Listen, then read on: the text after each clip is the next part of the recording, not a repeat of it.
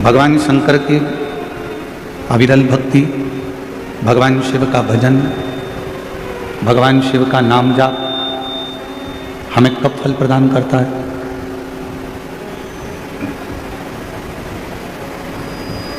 भगवान शिव की अविरल भक्ति हमें कब फल प्रदान करती है? जब हम एक स्वच्छ मन से, एक निर्मल मन से भगवान शिव की अविरल भक्ति कर रहे हैं। मालूम पड़े हमारे मन की पवित्रता ना हो, तन की पवित्रता तो हम कर ले। तन तो हमने साबुन से धो लिया, सर्फ लगा लिया, शैम्पू लगा लिया, तो शरीर की पवित्रता तो हो गई। पर शरीर की पवित्रता से ज़्यादा जरूरी है इस आत्मा की, इस मन की पवित्रता, इस हृदय की पवित्रता, इस दिल की पवित्रता। स्पीकर बढ़ाओ, स्पीकर नहीं बढ़े हैं, स्पीकर बढ़ाओ। और जब मन की पवित्रता बढ़ती है तो भगवान शिव की शरणागति जीव को अवश्य मिलती है। रामचरितमानस में भी यही कहा, निर्मल मन सो मोहि पावा। आपका यदि मन शुद्ध है, मन की पवित्रता है, यदि आपका मन शुद्ध भाव से भगवान देवाधिदेव महादेव का भजन कर रहा है, मन शुद्ध भाव से भगवान शंकर की भक्ति कर रहा है, तो ये निश्चित है कि भगवान देवाधिदेव महादेव करुणा सागर करुणा करते जरूर हैं। और शंभु शरण पड़ी मांगो घड़ी रे घड़ी, दुख काटो दया करी दर्शन आपो। शंभु शरण पड़ी मांगो घड़ी रे घड़ी, दुख काटो दया करी दर्शन आपो। मन की पवित्रता से शिव पद की प्राप्ति है। मन की पवित्रता से भगवान की शरणागति है। तो शिव पुराण कहती है कि केवल तन धोने से परमात्मा नहीं मिल सकता। शिव महापुराण की कथा कहती है कि केवल तन साफ कर लेने से परमात्मा की प्राप्ति नहीं हो सकती। परमात्मा की प्राप्ति कब होगी? जब हमारे मन को हम निर्मल रखें। आपसे एक बात पूछें, उत्तर दीजिएगा जरा।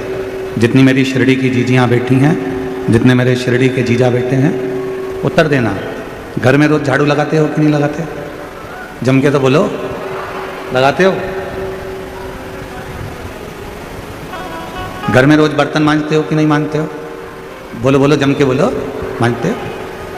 जब घर में रोज झाड़ू लगा रहे हो, रोज बर्तन मांज रहे हो, अपने गिलास, अपने चाय के कप अपन स्वयं मांज लेते हैं, साफ कर लेते हैं। जब घर में रोज झाड़ू लगा रहे हो, रोज बर्तन मांज रहे हो, रोज सफाई कर रहे हो, तो मान लो 2 दिन, 4 दिन, 8 दिन, 10 दिन, 15 दिन, 1 महीना यदि तुम घर में झाड़ू नहीं लगाओ तो 1 महीने तक तुम बर्तन ही नहीं मांजो तो वो बर्तन पर मेल जमता जाएगा, झूठन जमती जाएगी और बर्तन काला हो जाएगा। जिस कमरे की रोज झाड़ू नहीं निकलती, जिस घर की रोज बुआरी नहीं निकलती, झाड़ू नहीं झाड़ते, वो कमरा एक दिन अटाला घर हो जाता है, कबाड़े का कमरा हो जाता है। वो कबाड़ा रूम हो जाता है, भंगार ही भंगार मिलेगा उसमें, धूल ही धूल मिलेगी। रोज बर्तन साफ करना भी जरूरी है, रोज कमरे की झाड़ू लगाना भी जरूरी है, रोज अपने घर को साफ करना जरूरी है। उसी तरह जैसे रोज कमरे की झाड़ू, रोज सफाई, रोज बर्तन मांजना जरूरी है, उसी तरह रोज नहाना भी जरूरी है। तो रोज शिव महापुराण की कथा सुनकर इस मन को साफ करना भी जरूरी है। प्रतिदिन कथा सुनो, प्रतिदिन भगवान की अविरल भक्ति को धारण करो, प्रतिदिन शिव नाम को जपो। और जब हम प्रतिदिन भगवान शंकर के मंत्र जाप को करते हैं, प्रतिदिन शिव नाम को जपते हैं, तो हमारा मन अपने आप साफ होते चले जाता है। एक बड़ा सुंदर प्रसंग है, ध्यान से सुनना। एक दिन पर्वत ने नदियों से पूछा कि नदियों एक बात बताओ, तुम हमें छोड़कर चली क्यों जाती हो? गंगा कहां से प्रकट हुई? हिमालय से, पर्वत से। यमुना जी कहां से प्रकट हुई? हिमालय से, पर्वत से। अलकनंदा पर्वत से, मंदाकिनी पर्वत से, गोदावरी पर्वत से, नर्मदा पर्वतों से। तो जितनी नदियां हैं ये सारी बड़े बड़े पहाड़ों से, पर्वतों से, हिमालय से प्रकट हुई। तो एक दिन पर्वत ने कहा, पहाड़ों ने कहा, हिमालय ने कहा, पर्वतों ने कहा कि नदी तुम हमें छोड़कर क्यों चली जाती हो? पर्वत छोड़ देती हो और भूमि पर बहती रहती है।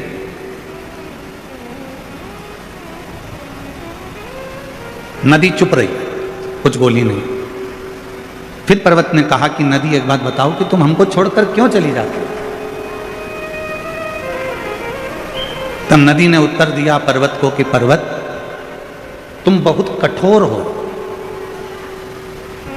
और तुम इतने कठोर हो, तुम्हारे कठोरपन के कारण हम तुम्हें छोड़कर चले जाते हैं। शिव महापुराण की कथा कहती है यदि अच्छे रिश्ते रखना है, परिवार में सबको जोड़कर रखना है, अपनों को अपना बनाकर रखना है, तो ज़्यादा कठोर बनकर मत रहना, वरना नदी चली जाती है तो इंसान भी चला जाता है।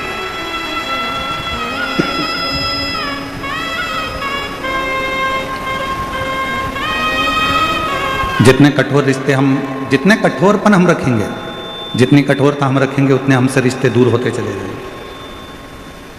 कड़क रहो, मना नहीं है, पर इतने भी कड़क मत होना कि लोग ही तुमसे दूर हो जाएं।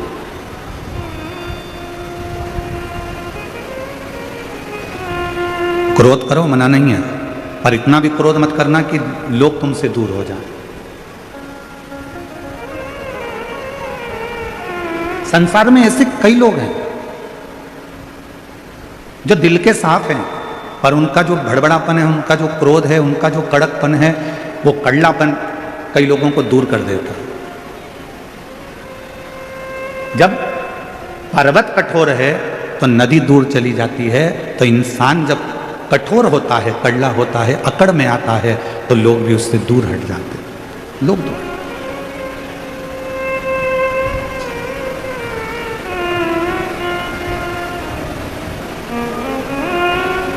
मैं माननीय राधा कृष्ण विखे पाटिल जी आपको एक बात कहना चाहूँगा। परसों की बात है, और परसों जब हम आपके घर से आ रहे थे तो वहाँ बहुत सारे लोग, कोई कहीं कहीं से आए होंगे, तो इकट्ठे हो गए।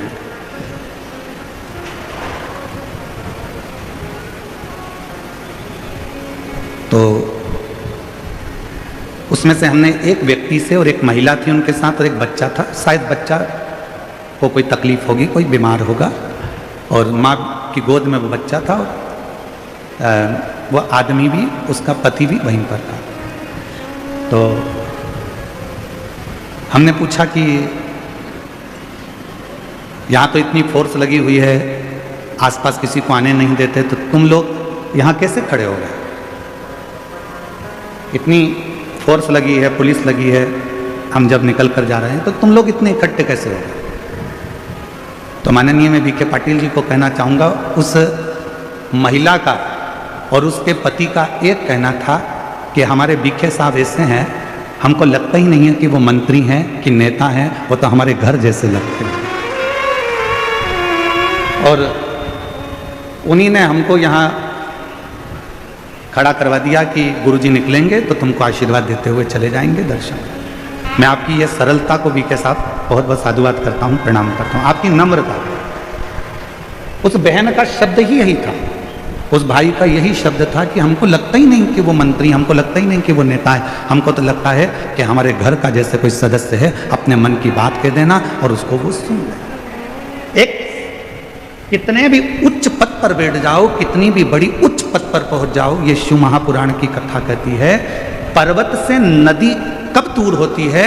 पर्वत जब कठोर हो जाता है तो नदी चली जाती है, व्यक्ति जब कठोर हो जाता है तो लोग दूर हट जाते हैं, पर व्यक्ति में जब नम्रता रहती है तो सारी दुनिया अपनी होती चली जाती है, सबका प्यार मिलता है, सबका रिश्ता।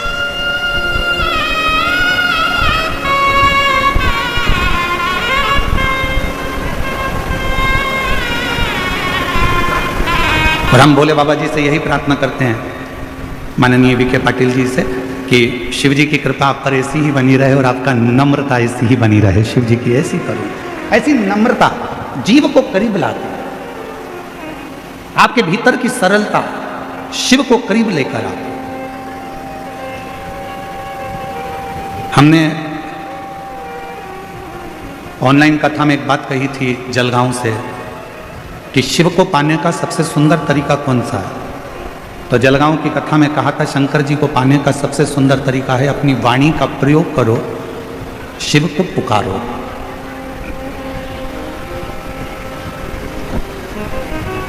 भगवान देवादिदेव महादेव को पाने का सबसे सुंदर तरीका है भगवान का भजन करो। शिव जी को पाने का सबसे सुंदर तरीका है एक लोटा जल, सारी समस्या का हल।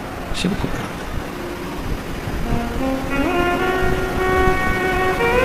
दो परीक्षा होती है, एक परीक्षा होती है लिखित, एक परीक्षा होती है मौखिक। बोलो जी हाँ, सही है कि गलत है? जम के तो बोलो। दो परीक्षा होती है, एक परीक्षा होती है लिखित परीक्षा,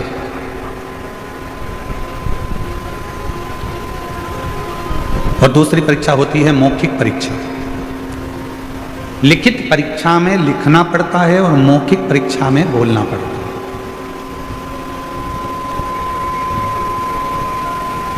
लिखित परीक्षा में नकल हो सकती है, लिखने वाली परीक्षा में आप थोड़ी बहुत नकल कर सकते हो, नकल हो सकती है, पर मौखिक परीक्षा में नकल नहीं होती, उसमें तो आपको सामने बैठकर बोलना पड़ता है। मौखिक है।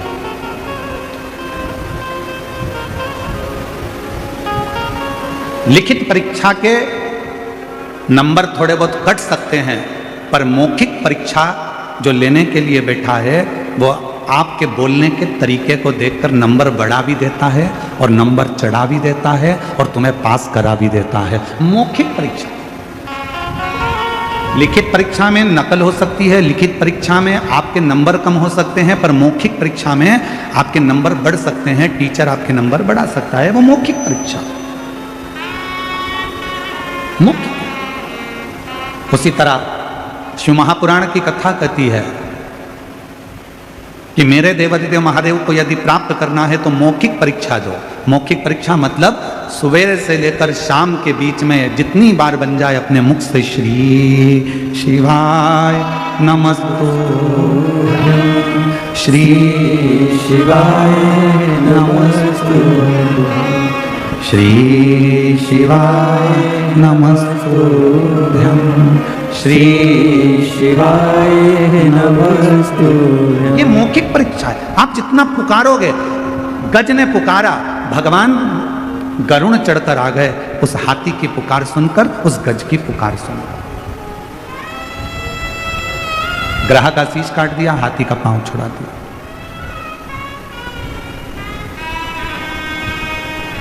एक चींटी भी अगर पुकारती है, भगवान दौड़ कर आते हैं। एक जीव भी जरा सा पुकारता है, भगवान दौड़ कर आते हैं। यह मौखिक परीक्षा है। आप जितने प्रेम से परमात्मा को पुकारोगे, आप जितने प्रेम से भगवान को बुलाओगे मेरा परमात्मा उतने प्रेम से दौड़ कर आता है। जब आप और हम शिव महापुराण की कथा को सुनते हैं, भगवान शंकर की कथा को श्रवण करते हैं और कथा सुनने के बीच में बैठकर श्री शिवाय नमस्तुभ्यम जब आंख बंद कर कर, नेत्र बंद कर कर, हाथ जोड़कर जब हम शिव का मंत्र उच्चारण करते हैं और बाद में जब अपने दिल की बात कहते हैं तो मेरा शंकर भगवान वो 3 महीने में पूर्ण कर ही देता है। ये पुकार है, ये पुकार।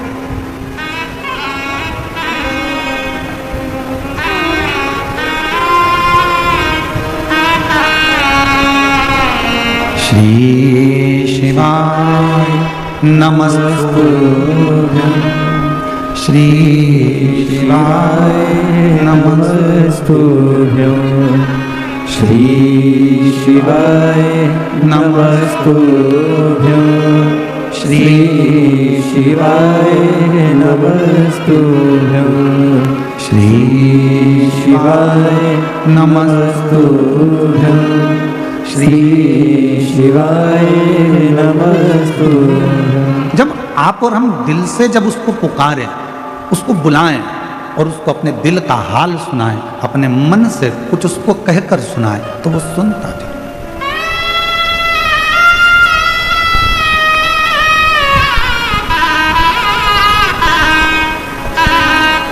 आप अपने मन का भाव कहो उसको, आप अपने दिल का भाव कहो उसको।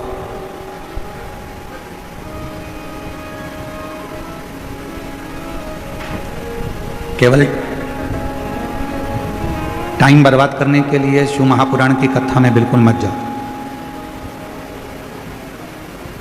अपना समय बर्बाद करने के लिए शिव महापुराण की कथा में बिल्कुल मत जाना। यदि आए हो, पंडाल में जगह नहीं है, बाहर जहां छांव मिल जाए वहां बैठकर जितनी देर की कथा मिल जाए उतनी देर की सुनना। जब उठकर जाओ वहां से आरती हो जाए, वहां की भूमि को नमन करना, मिट्टी को अपने सिर पर लगाना, प्रणाम करना, प्रार्थना करना, बाबा बड़ी आस लेकर आया हूँ तेरे दरवाजे पर, मेरी ये कामना है बाबा पूर्ण करना, 3 महीने में मेरा भी पत्र व्यासपीठ पर पहुंचे ऐसी कृपा करना बाबा। उससे प्रार्थना होती होंगी तुम्हारे क्षेत्र में। शिरडी तो पवित्र नगरी है, शिरडी में तो बहुत कथाएं होती होंगी, बहुत कथावाचक आते होंगे, बहुत बड़े बड़े आयोजन होते होंगे, बहुत बड़े बड़े फंक्शन होते होंगे। हम मानते हैं जितने भी आयोजन होते हैं हम उन सबको नमन करते हैं, प्रणाम करते हैं, दंडवत करते हैं। बहुत बड़े बड़े वक्ता भी आते होंगे, श्रोता भी आते होंगे, हम उन सब के चरणों को नमन करते हैं। बहुत बड़ी बड़ी कथा भी होती होगी, हम उन सब के चरणों को नमन करते हैं। पर यह शिव महापुराण की कथा केवल कथा नहीं है, आप इसको कथा समझो ही मत। ये 5 दिन की कथा चौथे दिन में चल रही है। कल सुबह 8 बजे से 11 बजे तक इस पंडाल में कथा हो जाएगी। टीवी पर 1 बजे से 4 बजे तक लोग देख लेंगे। 11 बजे यहाँ कथा होने के बाद सब अपने अपने घर को चले जाएंगे। इसको कथा मत समझो कि तुम कथा में आकर बैठे हो।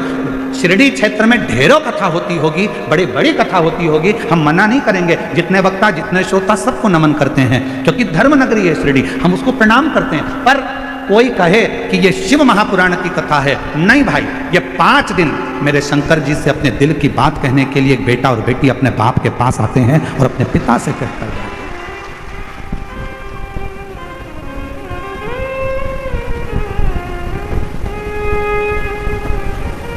पहले मोबाइल नहीं होते थे, फोन नहीं होते थे, एसटीडी बूथ होते थे। बोलो सही है कि गलत है? अरे जम के तो बोलो। ना फोन होते थे, ना मोबाइल होते थे, एसटीडी बूथ होते थे। लोगों को बात करना रहती थी तो अपना टाइम निकालकर एसटीडी बूथ पर जाते थे, नंबर डायल करते थे और फोन पे बात करते थे। अपने दिल का हाल उस एसटीडी बूथ के कक्ष में एक कमरा होता था, छोटा सा डब्बा होता था एसटीडी का, उसके अंदर दरवाजा बंद कर कर आप अपने दिल की बात कहते थे। पसीना टपकता रहता था। वो एसटीडी बूथ में एसी नहीं लगा होता था। लगा होता था क्या? अरे बोलो तो जम के। पसीना टपकता था, दरवाजा बंद था, कोई अपनी बात ना सुन ले। एसटीडी बूथ का दरवाजा बंद कर कर हम बात करते थे। 5 मिनट, 10 मिनट और ज्यादा बात करना हो तो 20 मिनट, 1 घंटा हम अपने दिल की बात उस एसटीडी बूथ के अंदर बैठ कर करते थे। उसी तरह जैसे पहले फोन नहीं होते थे, पहले मोबाइल नहीं होते थे, तो लोग एसटीडी बूथ में जाकर बात करते थे अपने दिल की, जिससे करना होती थी। उसी तरह आज भी ये शिव महापुराण का जो पंडाल है ये एसटीडी बूथ है, और आप अपने अपने घर से आकर परमात्मा से बात करते हो। यहां बैठकर आप शिव से बात कर रहे हो, यहां बैठकर आप शंकर जी से बात कर रहे हो, यहां बैठकर आप अपने दिल का हाल अपने देवादिदेव महादेव को श्रवण करा रहे हो।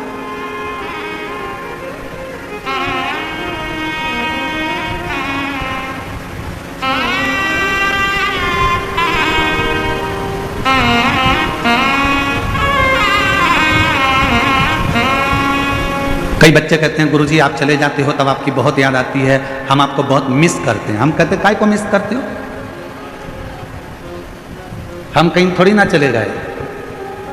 यदि आपने शिव महापुराण की कथा को श्रवण करा है तो तुम्हारे कानों के माध्यम से हम तुम्हारे हृदय में हमेशा बैठे हैं। मिस नहीं, वित्त हैं हम, मिस वाले नहीं कि हम आप हमको मिस करें ना, हम तो आपके साथ।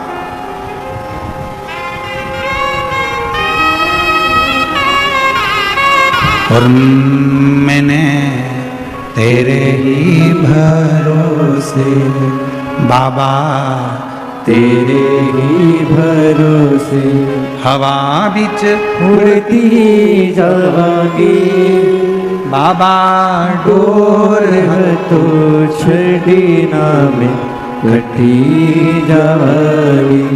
भोले मैं तेरी पतंग शंभो, मैं तेरी पतंग हवा बिच उड़ती जावांगी बाबा, डोर है तो छड़ी नाम कटी जावांगी।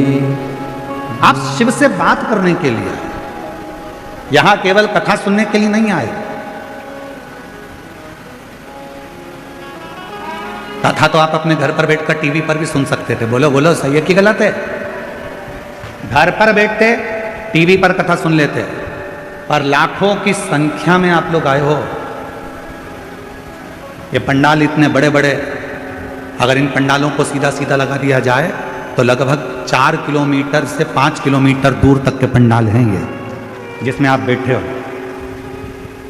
अब इन पंडाल के बाहर भी लोग बैठे हुए हैं, पीछे भी लोग बैठे हुए हैं, दाएं बाएं जहां जहां लोगों को जगह मिल रही है।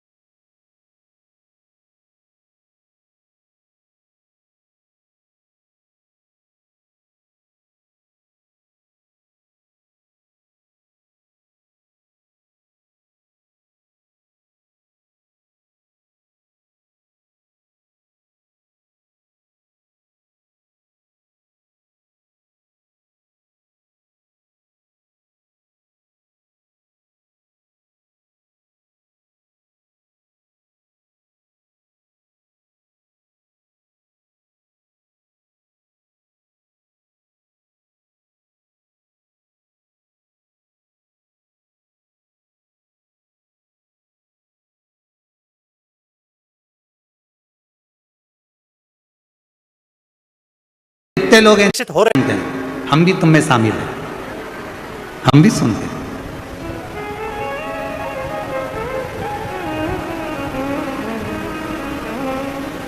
जब खुशी होती है तो गाने सुनते हैं। बोलो बोलो, जम के बोलो, थोड़ा थोड़ा गुनगुना भी लेते हैं। खुशी में केवल आप और हम गाने सुनते हैं, और जब दुख आता है तो गाने सुनते हैं, पर गाने के जितने बोल होते हैं उन बोल को अपने ऊपर हम महसूस करते हैं। दुख आया, तकलीफ आई, कष्ट आया, तो गाने के जो बोल हैं उसको हम अपने ऊपर महसूस कर रहे हैं।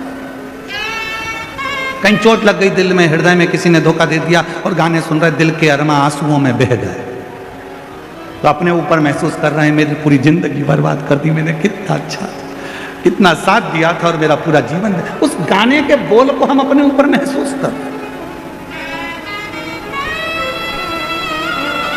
खुशी में गाने सुनते हैं, दुख में गाने के बोल को अपने ऊपर महसूस करते हैं।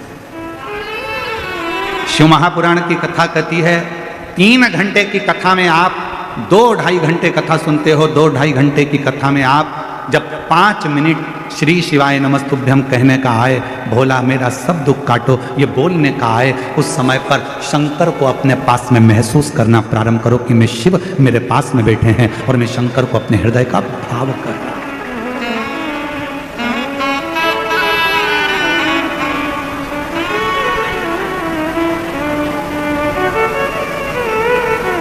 महसूस कर रहा हूं।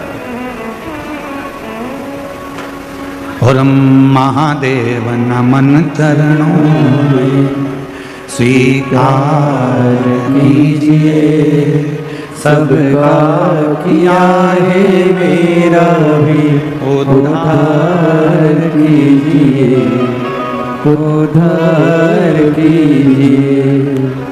हे त्रिपुंडधारी, हे त्रिशूलधारी। भगवान शंकर को अपने दिल का भाव को, अपने मन की बात कहो, भगवान शंकर को अपने हृदय का भाव कहकर सुनो, अपने हृदय का भाव। और जब भगवान देवादिदेव महादेव को अपने हृदय का भाव कहोगे तो वो स्वीकार करेंगे। स्वीकार, केवल इसको शिव महापुराण की कथा मत करो।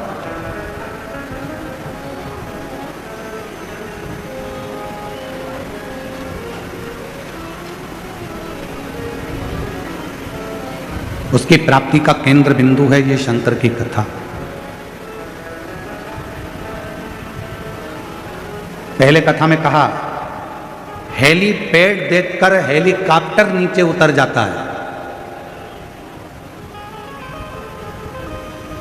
हेलीपैड देखकर हेलीकॉप्टर नीचे उतर जाता है और शिव महापुराण कथा का पंडाल देखकर मेरा देवादिदेव महादेव नीचे उतर जाता है। मेरा शिव आता है। अब आप उसको पहचानो ना पहचानो ये आपके ऊपर, आप उसे जानो ना जानो ये आपके ऊपर, आप किस भाव में उसको भज रहे हो ये आपके ऊपर।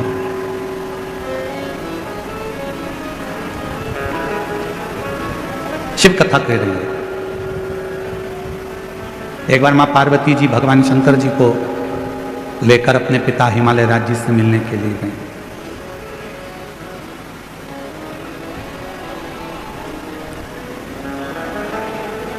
और माता पार्वती जी भगवान शिव को लेकर जब अपने पिता हिमालय राज्य से मिलने के लिए गई तो हिमालय राज कहीं गए हुए थे। हिमालय राज वहां पर थे नहीं।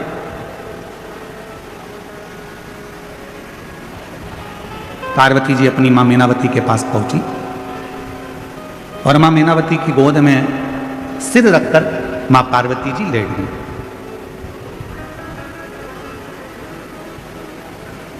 कुछ देरी हुई और कुछ देरी के बाद हिमालय राज आ गए। और हिमालय राज जैसे ही आए तो पार्वती जी उनसे जाकर गले लगे। शिव महापुराण की कथा कहती है बेटा मां को प्रिय होता है और बेटी बाप को प्रिय होती है। बेटी की प्रियता बाप को,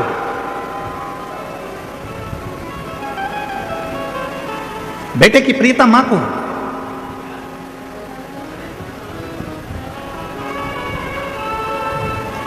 अगर बेटे को कुछ चाहिए होगा ना तो सबसे पहले वो अपनी मम्मी से कहेगा मम्मा आई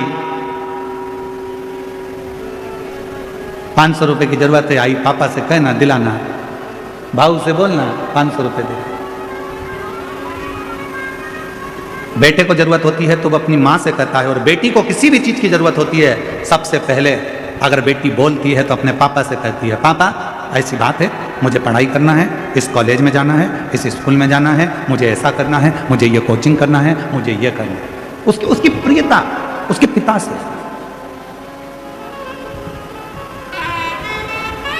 दुनिया के लोग कहते हैं कि बेटी की विदाई में सबसे ज्यादा मां रोती है, पर शिव महापुराण की कथा कहती है कि बेटी की विदाई में सबसे ज्यादा रोता है तो उसका बाप रोता है, उसका पिता रोता है।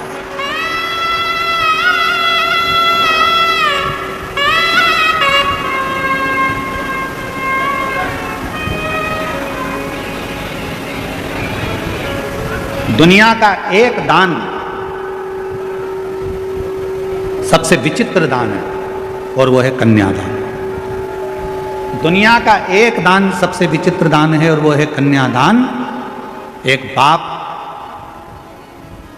अपने दिल की, अपने घर की सारी खुशियां दूसरे के हाथ में दान दे देता है, अपनी बेटी का दान कर देता है।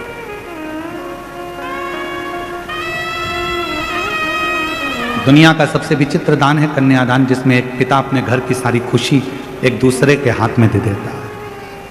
कन्या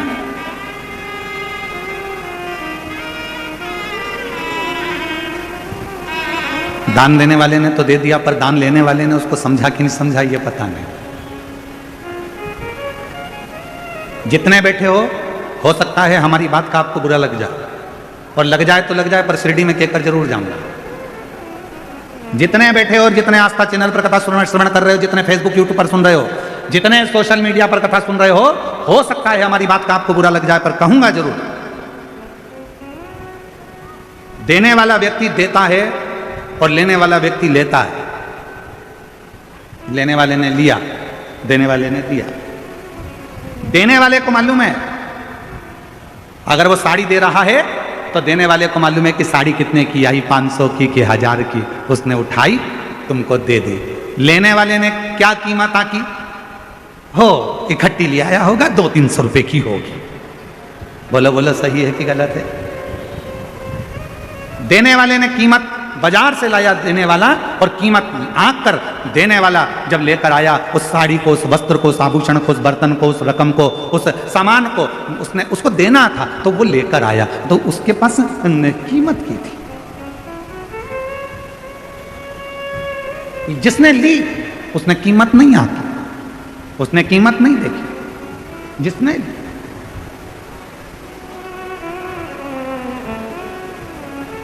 शादी में कौन कौन गया है? किसी की शादी में गए हो कभी? अरे हाथ तो उठाओ जरा। गए हो सब लोग शादी में?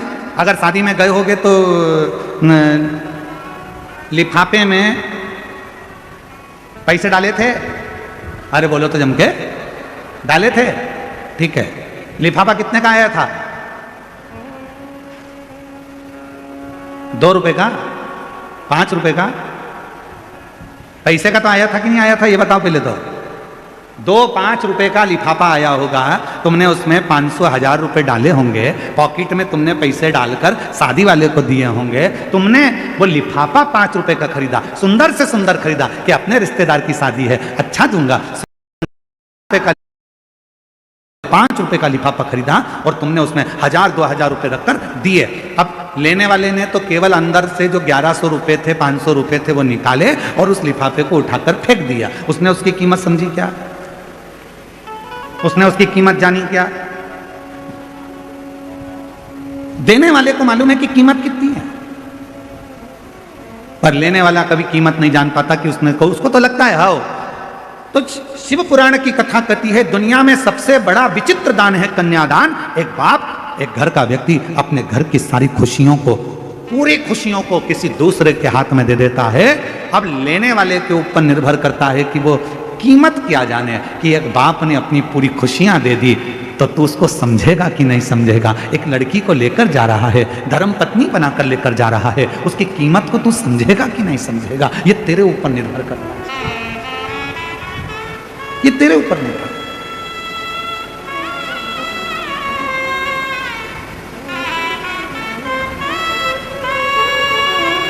पार्वती जी मां की गोद में सिर रखकर सो रही थी, और माता पार्वती जी जब अपनी मां मेनावती की गोद में सिर रखकर सो रही थी, पिताजी हिमालय राज का आगमन हो गया।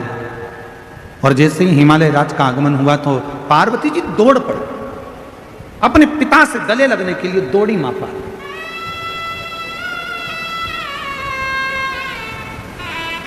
गले लगी। पिताजी ने पूछा पार्वती जी से कि तू बहुत दिनों के बाद आई है बेटी, क्या बात है, कैसे आना हुआ, क्यों आई हो, कैसे आई हो?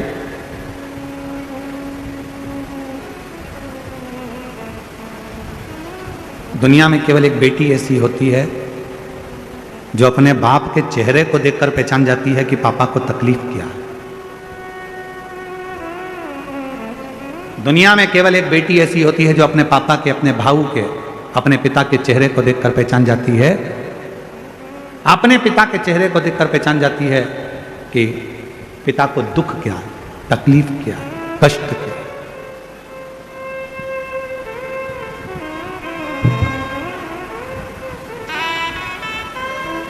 पिता को देखकर समझ जाते हैं।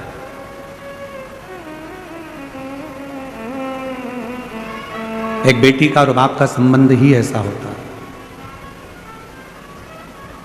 बेटी बाप का चेहरा देखकर पहचान जाती है कि पापा को तकलीफ क्या है, और बाप फोन पर भी अगर बात करेगा ना बेटी से तो समझ जाएगा कि मेरी बेटी को तकलीफ क्या है।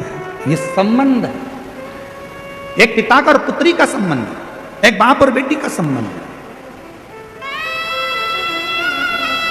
समझ जाए।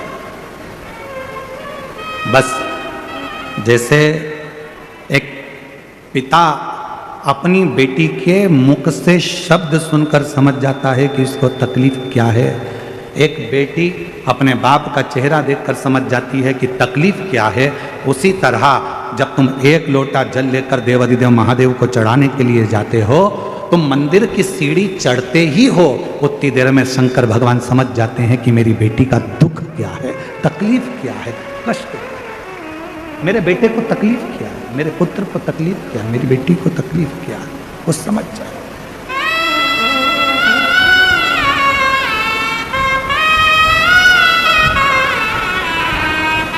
तो जान जाते हैं।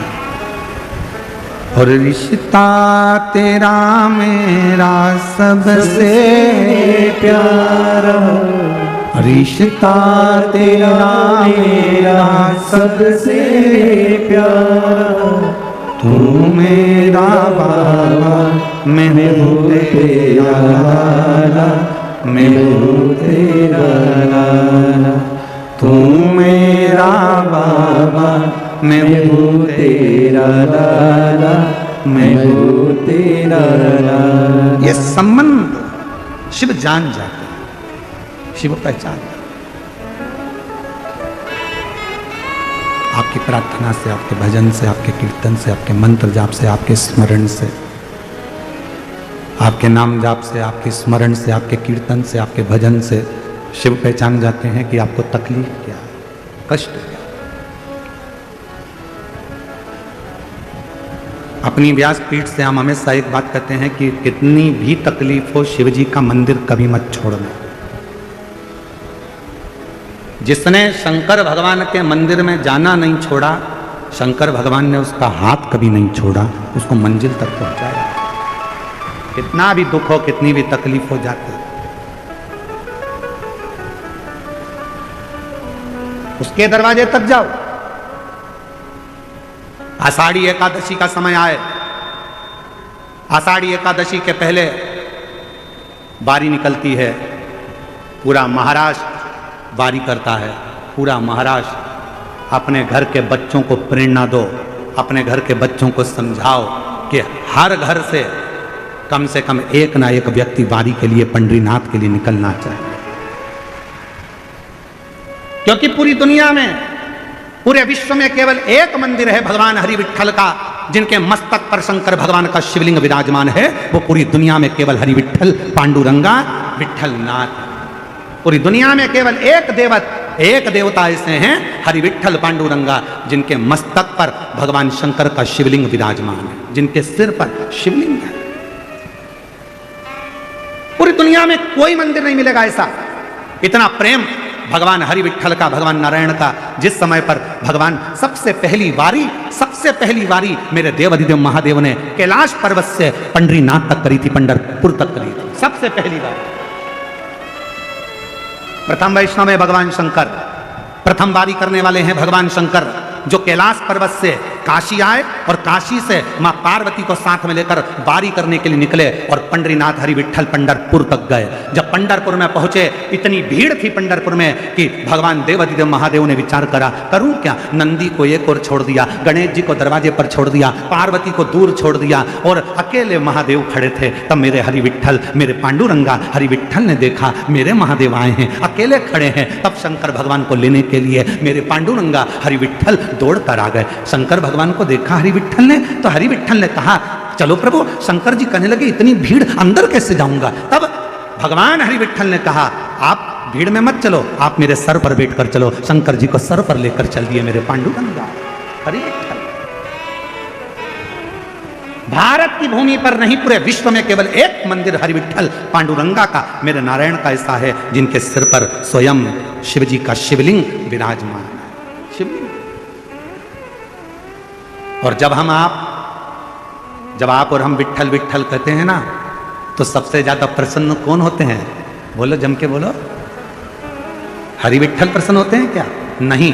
जब हम विठ्ठल विठ्ठल विठ्ठल विठ्ठल विठ्ठल विठ्ठल पांडुरंगा विठ्ठल हरि विठ्ठल जब बार बार पुकारते हैं, तो सबसे ज्यादा प्रसन्न मेरे देवाधिदेव महादेव हो जाते हैं। पांडुरंगा का नाम सुन प्रसन्न हो।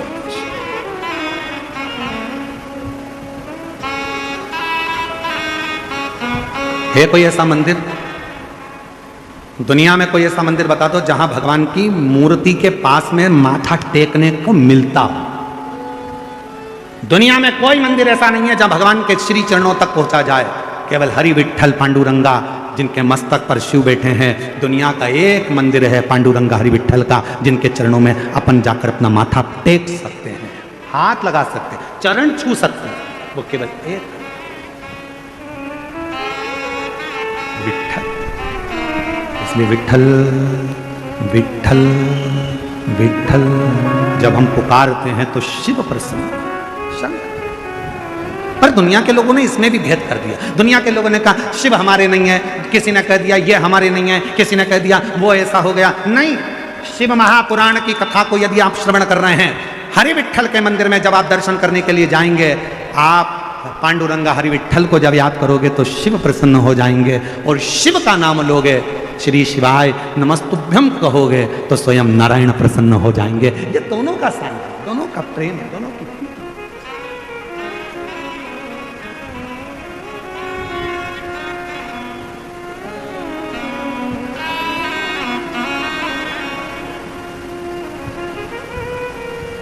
दोनों की। इसलिए कहते हैं कि इस मानव शरीर में जितना बन सके भगवान की भक्ति को एक वो मराठी भाषा में कहते हैं ना, देहाची तिजोरी भक्ति चाच ठेवा उघडदार देवा उघडदार देवा, देहाची तिजोरी भक्ति चाच ठेवा उघडदार देवा उघडदार देवा। ये भीतर ये शरीर रूपी तिजोरी में परमात्मा के नाम के रतन को रखकर भगवान की अविरल भक्ति को धारण अविरल। फिर देखें भगवान मिले ना मिले। माझा विठ्ठल विठ्ठल विठ्ठला, माझा विठ्ठल पांडुरंग विठ्ठला। उसका नाम पुकारने से मेरे शिव प्रसन्न होते हैं, मेरे शंकर प्रसन्न।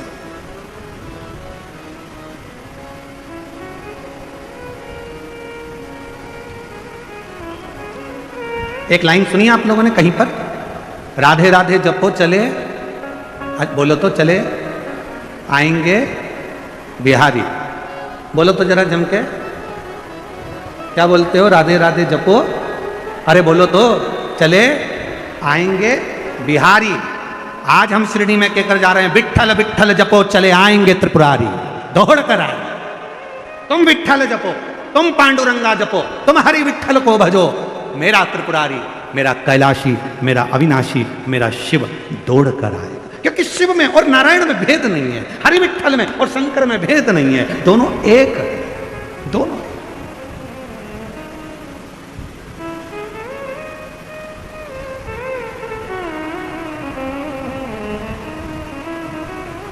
विठ्ठल विठ्ठल विठ्ठल विठ्ठल विठ्ठला, हरि ओम विठ्ठला, विठ्ठल विठ्ठल। अरे राधे राधे जपो चले आएंगे बिहारी।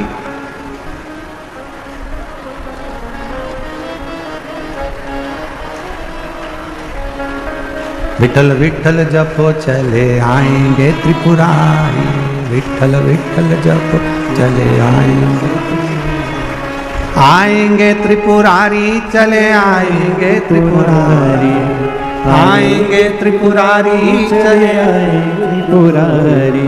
विठल विठल विठल विठल जपो चले आएंगे त्रिपुरारी, विठल विठल जपो चले आएंगे त्रिपुरारी, विठल विठल जपो चले आएंगे त्रिपुरारी, विठल विठल जपो चले आएंगे त्रिपुरारी। ओ आएंगे त्रिपुरारी, चले आएंगे त्रिपुरारी, आएंगे त्रिपुरारी, चले आएंगे त्रिपुरारी। ओ आएंगे त्रिपुरारी, चले आएंगे त्रिपुरारी, आएंगे त्रिपुरारी, चले आएंगे त्रिपुरारी। ओ विठल विठल, ओ विठल विठल, ओ विठल विठल जपो चले आएंगे त्रिपुरारी, विठल विठल जपो चले आएंगे त्रिपुरारी, विठल विठल जपो चले आएंगे त्रिपुरारी, विठल विठल जपो चले आएंगे त्रिपुरारी।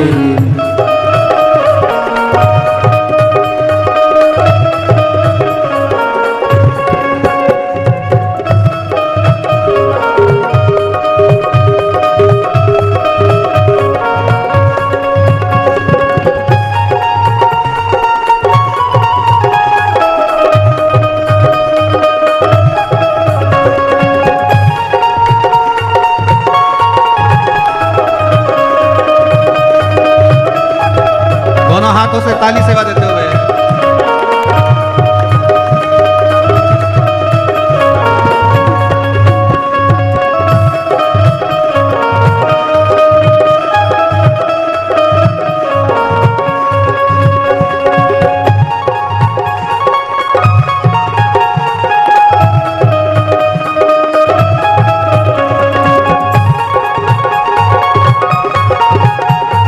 पीछे वाले भी दोनों हाथों से बड़े प्रेम से, और जितने बाहर खड़े हैं पेड़ों के नीचे, दुकानों में, दोनों हाथों से।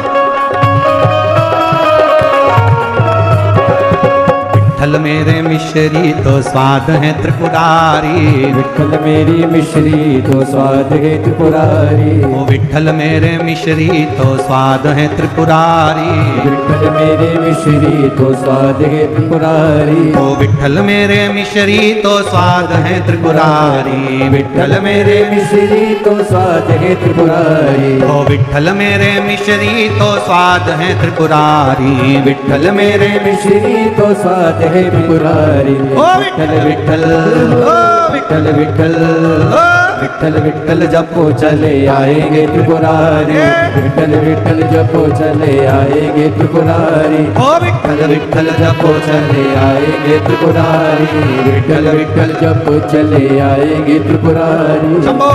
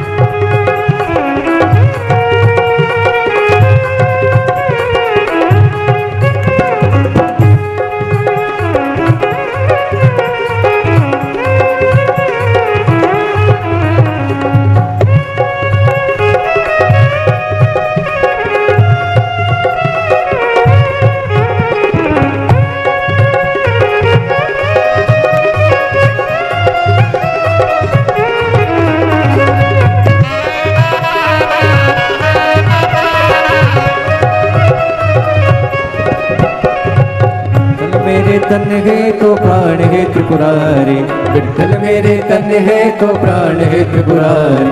विठल मेरे तन है तो प्राण है त्रिपुरारी, विठल मेरे तन है तो प्राण है त्रिपुरारी।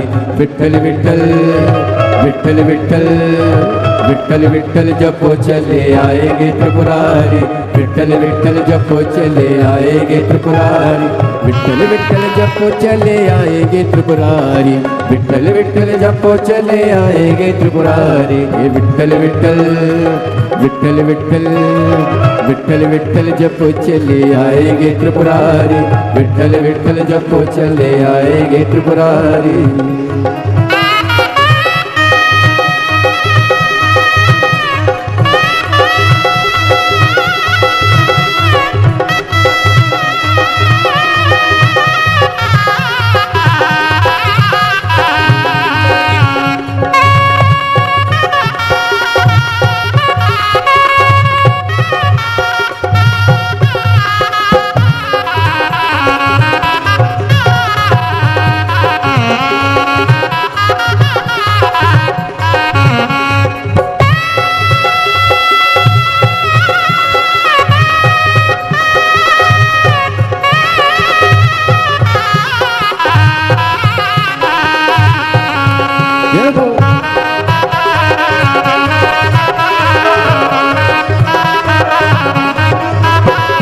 विठ्ठल मेरे सागर तरंग है त्रिपुरारी, विठ्ठल मेरे सागर तरंग है त्रिपुरारी, ओ विठ्ठल मेरे सागर तरंग है त्रिपुरारी, विठ्ठल मेरे सागर तरंग है त्रिपुरारी, ओ विठ्ठल मेरे सागर तरंग है त्रिपुरारी, विठ्ठल मेरे सागर तरंग है त्रिपुरारी, ओ विठ्ठल मेरे सागर तरंग है त्रिपुरारी, विठ्ठल मेरे सागर तरंग है त्रिपुरारी। ओ विठ्ठल विठ्ठल विठ्ठल विठ्ठल ओ विठ्ठल विठ्ठल जपो चले आएंगे त्रिपुरारी, विठ्ठल विठ्ठल जपो चले आएंगे त्रिपुरारी, विठ्ठल विठ्ठल जपो चले आएंगे त्रिपुरारी।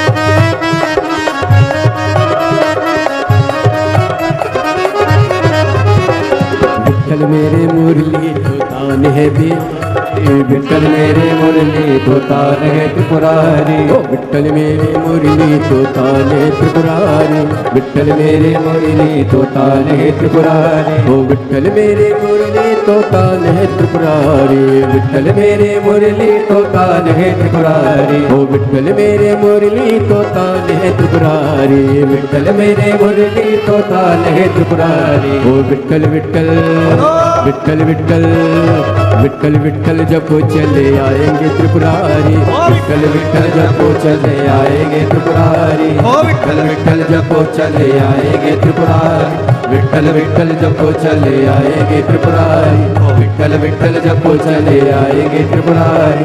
आएंगे त्रिपुरारी चले आएंगे त्रिपुरारी, आएंगे त्रिपुरारी चले आएंगे त्रिपुरारी, आएंगे त्रिपुरारी चले आएंगे त्रिपुरारी, आएंगे त्रिपुरारी चले आएंगे त्रिपुरारी। ओ विठ्ठल विठ्ठल विठ्ठल विठ्ठल ओ विठ्ठल विठ्ठल जपो चले आएंगे त्रिपुरारी, विठ्ठल विठ्ठल जपो चले आएंगे त्रिपुरारी, विठ्ठल विठ्ठल जपो चले आएंगे त्रिपुरारी, ओ विठ्ठल विठ्ठल जपो चले आएंगे त्रिपुरारी, विठ्ठल विठ्ठल जपो चले आएंगे त्रिपुरारी। देखो अब जम के बोलना है, विठ्ठल विठ्ठल विठ्ठल विठ्ठल विठ्ठल विठ्ठल विठ्ठल विठ्ठल विठ्ठल विठ्ठल विठ्ठल विठ्ठल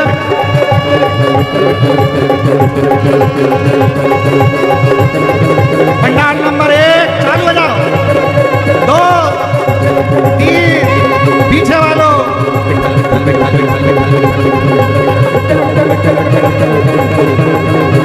बोल विठ्ठल पांडुरंगा भगवान की जय।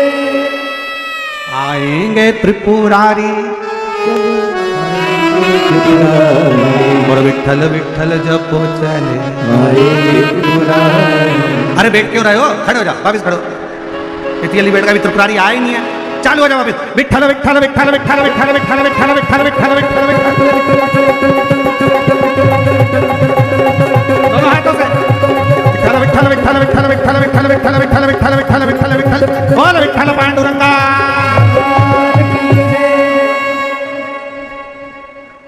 शिरडी तक पहुंच गए, लोनी तक आने वाले, एक बार वापिस।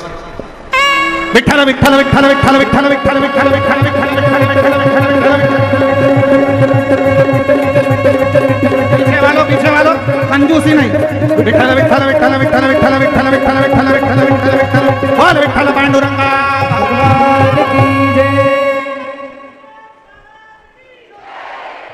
आधा किलोमीटर दूर रह गए, एक बार और अभी पहुंच नहीं वाले, बिल्कुल पक्का थोड़ी देर में तो पहुंच जाए। जितने तुम्हारे पास में बैठे हैं पहले उनको खड़ा करो, इन्हीं के कारण नहीं आ रहा है। हाँ जरा चिदमदारी से एक बार चालू हो जाओ तो फिर देखो मेरे विठल नाथ और मेरे त्रिपुरारी दोनों यहाँ खड़े होंगे आशीर्वाद देने के लिए सब भक्तों को। विठल विठल विठल विठल विठल विठल विठल विठल विठल विठल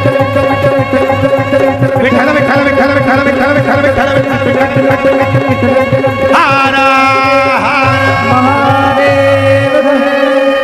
अब बैठ जाओ, आ गए, पहुंच गए। अब थोड़ी देर बाद जब आप स्तुति करोगे तो देवादिदेव महादेव और मेरा हरि विठल तुम्हारी मन की कामना पूर्ण कर देगा। श्री शिवाय। बैठ जाओ बैठ जाओ।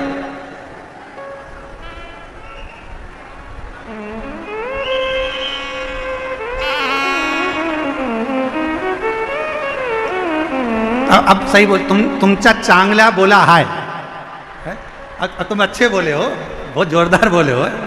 विठल पांडुरंगा विठल पांडुरंगा। दिल से बाबा को अपने मन का भाव कहिए, प्रार्थना करिए, विनय करिए, निवेदन करिए।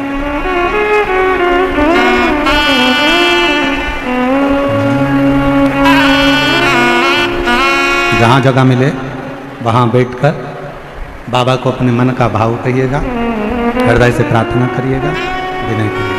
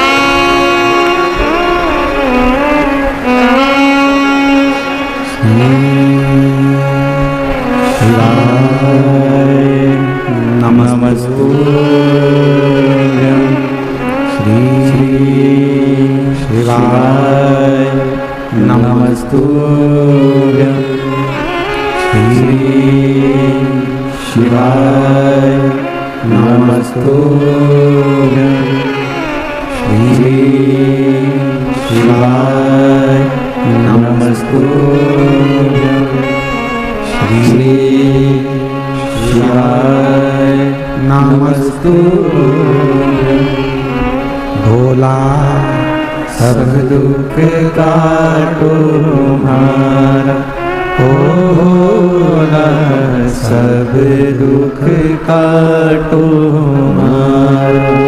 शिव शंकर जपो तेरी माला, भोले बाबा जपो तेरी माला। भोला सब दुख काटो हमारा, ओ भोला सब दुख काटो हमारा। देश है मंगल मंगलकारी, देश है मंगल मंगलकारी।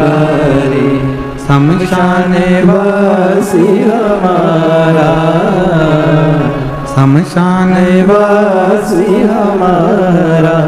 ओ भोला सब दुख काटो हमारा, ओ भोला सब दुख काटो हमारा।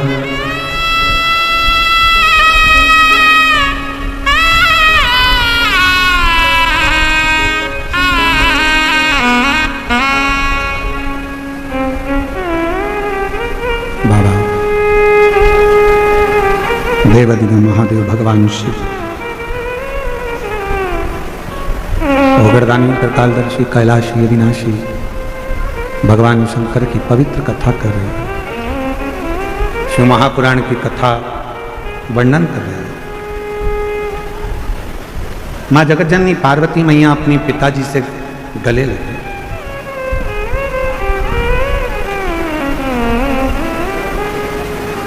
आज पिताजी ने पूछा माँ पार्वती से,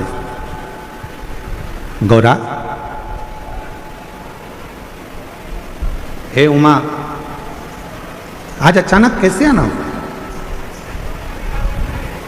अगर पिता के घर में बेटी एकदम आ जाती है तो पिता को भी पूछना पड़ता है कि बेटा कुछ बात हो गई क्या, झगड़ा हो गया क्या, कोई बात है क्या, कोई टेंशन है क्या, तू एकदम आ गई, क्या बात क्या है, क्या हुआ क्या, कोई चिंता व्यापी है क्या, कोई टेंशन है क्या?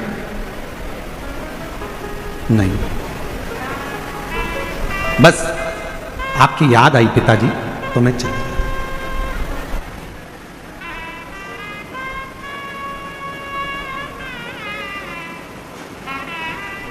हिमालय राज ने कहा कि बेटी एक काम करो, तुम्हारी जब शादी करी थी तो बहुत सारा दहेज जो हमको तुम्हें देना था, बहुत सारा सामान, वो हम आपको दे नहीं पाए। हमारा मन है कि वो सारा सामान हम आपके घर भेज दें।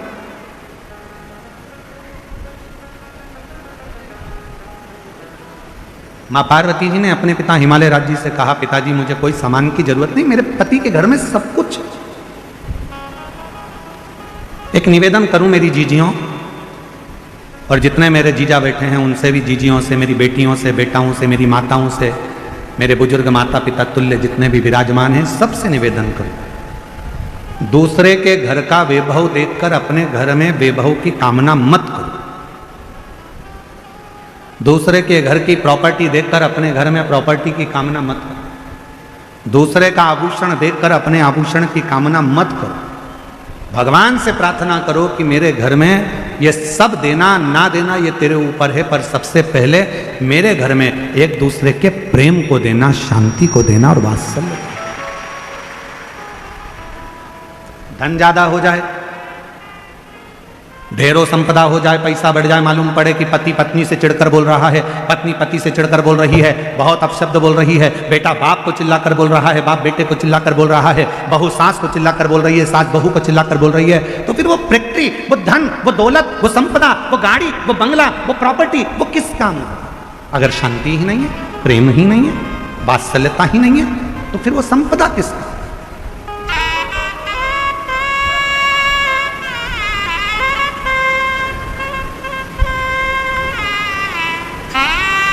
कई बार लोग कहते हैं गुरुजी ये मेरा घर है, हम कहते हैं तुम्हारा नहीं है, तुम तो इसके चौकीदार हो। फिर कोई कहता है गुरुजी ये मेरी दुकान है, हम कहते हैं तुम्हारी दुकान नहीं, तुम इसके चौकीदार हो। फिर कोई कहता है गुरुजी ये मेरी जमीन है, हम कहते हैं जमीन तुम्हारी नहीं है, तुम इसके चौकीदार हो। तुम्हारे दादाजी ने संभाला, तुम्हारे पिताजी को दिया, पिताजी ने संभाला, अपने पिताजी को दिया, उन्हें संभाला, तुमको दिया, और तुम भी क्या कर रहे हो? संभाल रहे हो, चौकीदारी कर रहे हो। संभालोगे अपनी औलाद को देकर जाओगे, तुम्हारी औलाद क्या करेगी? संभालेगी, दूसरे को देकर जाएगी। आपने और हमने जिंदगी में कोई काम नहीं करा, केवल चौकीदारी करी। इसलिए निवेदन है, चौकीदारी करते करते भी अपनी जिंदगी को खुश होकर जीने का प्रयास करो। ये तो सब यहीं छूटने वाला, जीवन का आनंद लेकर जाओ। 5 दिन की कथा माननीय राधा कृष्ण वी के पाटिल जी, माननीय श्री डॉक्टर सुजय वी के पाटिल जी, पाटिल परिवार द्वारा जो यहाँ आयोजित करी है, ये क्यों करी? केवल हृदय की प्रसन्नता, मन चित्त की प्रसन्नता से।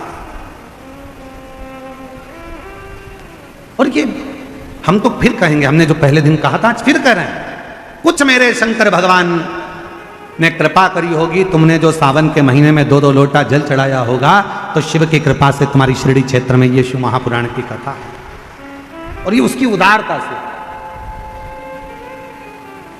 और तेरी कृपा का क्या है भरोसा, कब किस पर हो जाए, जरा सी हम पर कर दो, जरा सी हम पर कर दो। जिस पर भी हो गई तेरी कृपा करुणा, वो भव पार हुआ, भव पार हुआ। पापी हो चाहे जितना उसका भी बाबा उद्धार हुआ, उद्धार हुआ। गिद्ध अजामिन गणिका जैसे तेरे मन को भाई जरा सी हम भर कर दो। ये उसकी कृपा नहीं तो क्या। एक पत्र आया है, देखो कितना अच्छा।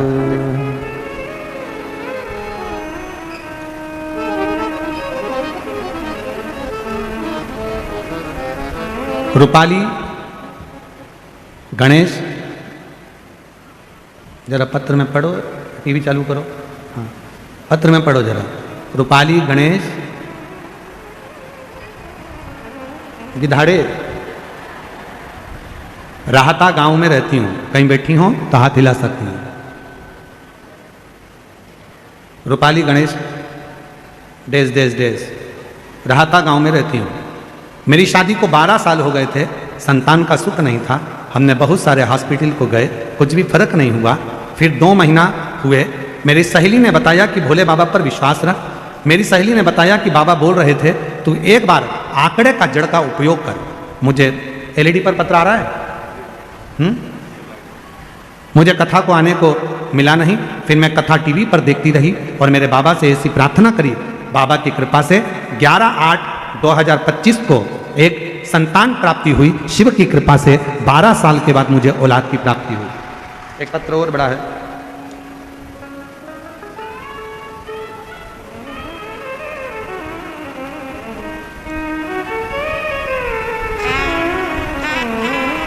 ज्योति सुनील सावंत गंगापुर छत्रपति संभाजी नगर से हैं। कहीं बैठी हों तो हाथ हिला सकती हैं और बैठी हों तो एक बेलपत्र लेने के लिए आ सकती हैं। सबसे पहले मैं बीके पाटिल साहब को और उनके पूरे परिवार को बहुत बहुत धन्यवाद देती हूँ। उनकी वजह से हमें 5 दिन की दीपावली की यह हम पवित्र कथा श्रवण करने का सौभाग्य मिला। 1 लोटा जल और पशुपतिनाथ के व्रत का मैं क्या महत्व कहूँ, मुझसे कोई पूछे। 5 बार पशुपति व्रत करे हैं और 9 बार पंडाल में जाकर कथा सुनी है। मेरा बेटा सरकारी नौकरी की तैयारी कई वर्षों से कर रहा था, पर उसका 1-2 अंक से रह जाता था, कुछ क्लियर नहीं हो पाता था। उसने हिम्मत हार दी। तब मैंने उससे कहा, बाबा हमारी फाइल ध्यान से पढ़ रहे होंगे, मंजूर जरूर करेंगे, तो चिंता मत कर। आपके शब्द याद हों, हिम्मत मत हारो, विश्वास रखो। बेजापुर की कथा में आपने कहा था जितने भी बाबा का स्मरण कर सकते हो करो, विश्वास के साथ करो। अपनी पढ़ाई को 4 गुना बढ़ाओ, अपनी मेहनत को 4 गुना बढ़ाओ और रात दिन एक करो। यह आपने बेजापुर की कथा में कहा था। मैंने वही की वही अपने बेटे से कहा कि तू मेहनत को 4 गुना बढ़ा, हिम्मत कर, पढ़ाई कर, रात दिन एक कर। वो सियोर वाला बाबा कहता है जब पूरी पढ़ाई कर लो तब एक बेलपत्री पर शहद लगाकर शिव को चढ़ा कर जा। मेरे बेटे ने वही किया। आज मैं धन्यवाद बाबा को देने के लिए आई हूं। मैंने तो बाबा से एक नौकरी की कामना करी थी, पर मेरे बाबा ने मेरे बेटे का एमपीएससी महाराष्ट्र में सिलेक्शन करवा दिया और 2 उच्च पदों पर एक साथ रिजल्ट आ गया। मैं बाबा को प्रणाम करने के लिए, शिव को नमन करने के लिए। एक पत्र और बड़ा सुंदर है।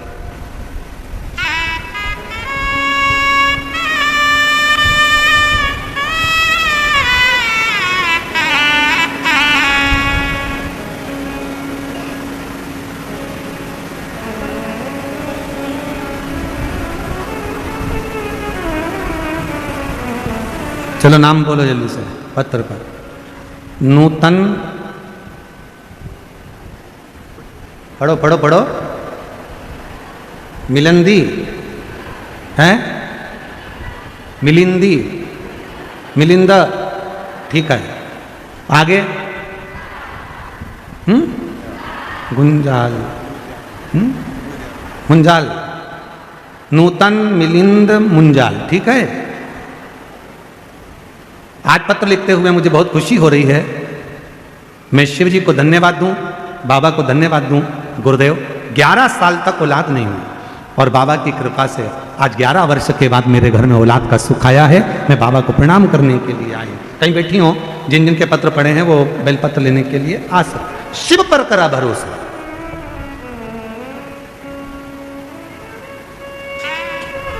कल एक बहन जी कर रही थी, यहां से जा रहे थे, जब हम डॉक्टर साहब जब छोड़ने के लिए पीछे गए तो कहने लगे गुरुजी हमारा पत्र नहीं पढ़ा। अब तुम जरा विचार करो, देखो पत्र देखो कितने सारे। अब इतने सारे पत्र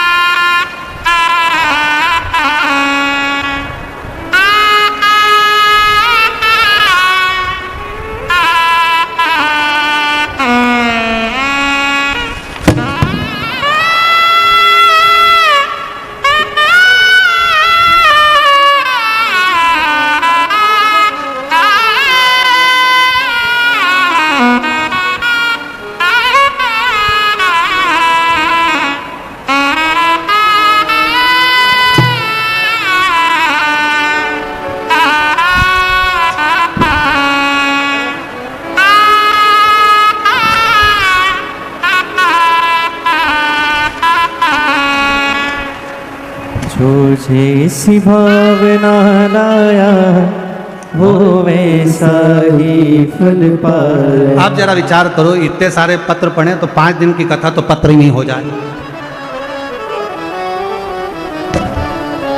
और है जो जैसी भावना लाया और ला वो वैसा ही फल पाया।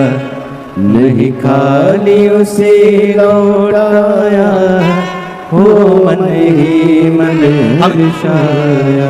अब बस करो, कर दिया माला। अब इतने पत्र अगर पढ़े, गिलास दिया चाय पीने के लिए, तो इतना पत्र अगर पढ़ा जाए तो 5 दिन की कथा होना हो जाए। जो जैसी भावना लाया वो वैसा ही फल पाया।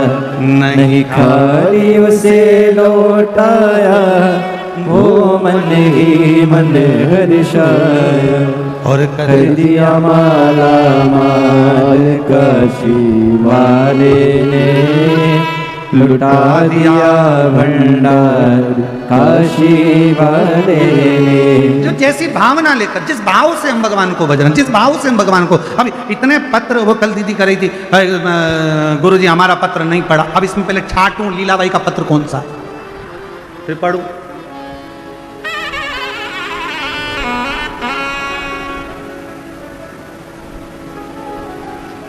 शिव कृपा है। और ये सारे पत्र जितने भी है ना, इस पत्रों में एक ही चीज लिखी है, मेरे बाबा ने मेरे ऊपर ये कृपा कर दी, मेरे बाबा ने दे दिया, मेरे बाबा ने करुणा कर दी, ये उसकी उदारता है। और आज फिर कहते हैं 5 दिन की आपने जो शिव महापुराण की कथा कार्तिक के पवित्र महीने में जो श्रवण करी है, 3 महीने के अंदर आपका भी पत्र इस व्यासपीठ पर जरूर पहुंचेगा। मेरा शिव जरूर होगा, ये निश्चित जरूर। आप शुद्ध भाव से कथा का रस तत्व, जैसे मां पार्वती जी पूछ रही है, मां और खाली न जाता कोई दर से तुम्हारे, खाली न जाता कोई दर से तुम्हारे। मैं भी खड़ी हूँ नंदी बाहे फसारे। अपने गले से लगा लो गिरा जा रहा हो, उठा लो भोले अपने दर से अब तो न टालो। गिरी जा रही हो, उठा लो वो शिव संत। पार्वती, तुम्हारे देह में देने के लिए बहुत सारी सामग्री मेरे पास में रखी है, तुम कहो मैं उतना ही आपको दे देता हूं, ये सब आप लेकर चले जाओ। पार्वती जी बोले नहीं। पिताजी, मेरे घर में सब कुछ है पिताजी, सब कुछ। मेरे घर में कोई कमी नहीं है पिताजी, सारा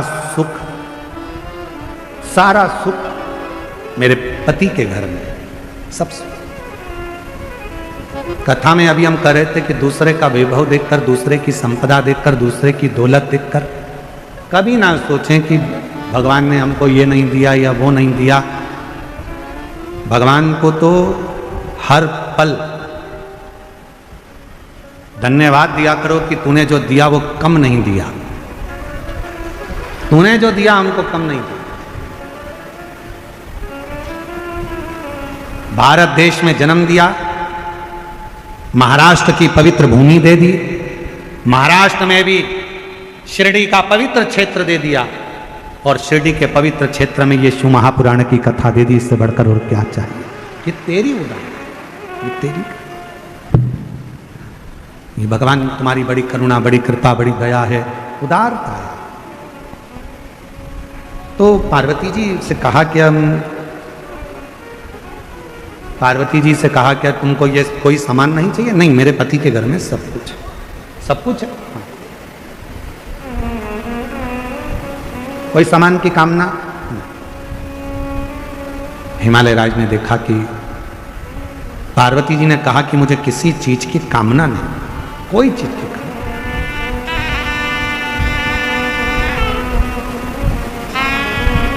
मुझे किसी चीज की कामना नहीं।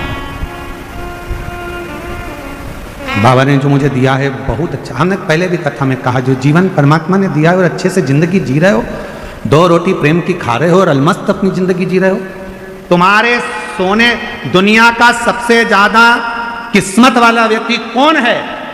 शिव महापुराण की कथा कहती है दुनिया का सबसे ज्यादा किस्मत वाला व्यक्ति वो है जिसके सोने वाले कमरे में, विश्राम के कमरे में, जिस कक्ष में तुम सोते हो, दुनिया का सबसे किस्मत वाला व्यक्ति वो है जिसके सोने वाले कमरे में एक भी खाने की गोली नहीं हो, दवाई नहीं हो। तो समझ लेना कि दुनिया के सबसे किस्मत वाले व्यक्ति तुम हो। तुम्हारे सोने वाले कमरे में ये कपाट खोलो उसमें दवाई, ये कपाट खोलो उसमें दवाई, नीचे का ड्राज खोलो उसमें दवाई, इधर का ड्राज खोलो उसमें दवाई, सिर के पास बाम रखा, इधर रखा विक्स, इधर रखा सिरप, इधर रखा ये, पूरा घर अगर दवाइयों से, तुम्हारा कमरा अगर दवाइयों से भरकर रखा है, भले तुम्हारे यहाँ धन दौलत ढेर सारी हो, संपदा ढेर सारी हो, नौकर चाकर ढेर सारे हो, गाड़ी बंगला ढेर सारा हो, पर तुम्हारे सोने वाले कमरे में अगर ढेर सारी दवाई रखी है, रोज बिना दवाई के नहीं सो सकते, तो समझ लेना कि तुम किस्मत वाले नहीं हो। तुमसे ज्यादा किस्मत वाला तो एक नौकर है, चटाई बिछाता है, कंबल ओढ़ता है, चैन की नींद सोता है, सुबह उठता है, अपने काम में लग जाता है, नो टेंशन। वो दुनिया का सबसे किस्मत वाला है। एसी के कमरे में सोते, डनलप के गद्दे में सोते, उसके बाद भी सुबह उठते से आज कमर बहुत दुख रही, भगवान जाने आज कमर में क्या हो गया।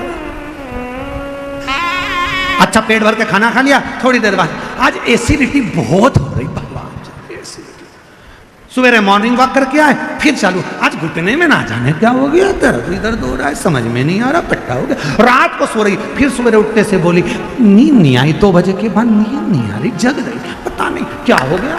हुआ कुछ नहीं है, तुमने अपनी टेंडेंसी ये बना ली, अपनी सोच ये बना ली, अपनी विचार ये बना ली है, अपनी सोच ऐसी बना ली है कि मैं बीमार हूं, बीमार हूं, बीमार हूं, बीमार हूं। बड़े से बड़ा रोग भी हो जाए, बड़ी से बड़ी तकलीफ भी आ जाए, अगर तुम्हारे मुख से ये निकलना चाहिए बिल्कुल खुश हूं, मेरा भोले बाबा 1 लोटे जल से मुझे सही कर देगा, तो बड़े से बड़ा रोग सही हो सकता। पर विचार सोच आपने ऐसी बना के रखी, इतनी बीमारी हो गई, इतनी बीमारी हो गई गुरुजी, ऐसा इसमें एक पत्र है, एक व्यक्ति को कैंसर हो गया और बड़ा भारी कैंसर हुआ, 4th स्टेज का हुआ, तो उसने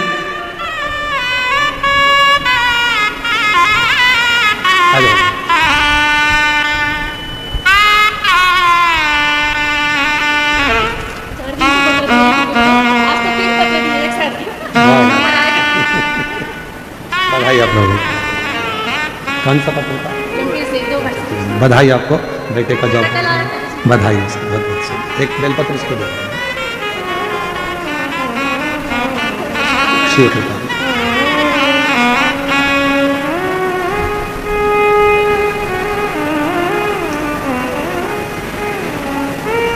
श्रीमती आशा भगवत फुगारे, तालुका राहुरी, जिला अहिल्यानगर की रहने वाली हूँ। मैं श्री डॉक्टर सुजय दादा, उनकी बहुत आभारी हूँ, इतने नज़दीक से कथा सुनने का मौका दिया, मैं दादा को बहुत बहुत धन्यवाद देती हूँ। गुरुदेव, कैंसर था, कहीं बैठी हो तो हाथ हिला सकती हूँ। कैंसर था मुझे, कैंसर का ऑपरेशन करवाया, पर उसके बाद फिर पलट कर आया। तब ऑपरेशन नहीं करवा सकती क्योंकि शरीर ऐसा नहीं था। तब मेरी सहेली ने आपकी कथा के बारे में बताया और कथा सुनने के लिए मैं टीवी पर कथा सुनना प्रारंभ करा, 1 लोटा जल चढ़ाना प्रारंभ करा। बाबा की ऐसी कृपा हुई गुरुदेव, दूसरी बार ऑपरेशन नहीं कराना पड़ा और मेरा कैंसर की रिपोर्ट नील आ गई। मैं बाबा को यहाँ प्रणाम करने के लिए, एक शिव की भक्ति किसको कहते हैं, शिव का विश्वास किसको कहते हैं, शिव पर भरोसा किसको कहते हैं, जब हम पूर्ण भरोसे के साथ शंकर का भजन करते हैं, पूर्ण भरोसे के साथ शिव का स्मरण करते हैं, तो उसका फल खाली नहीं जाता, उसका फल खाली।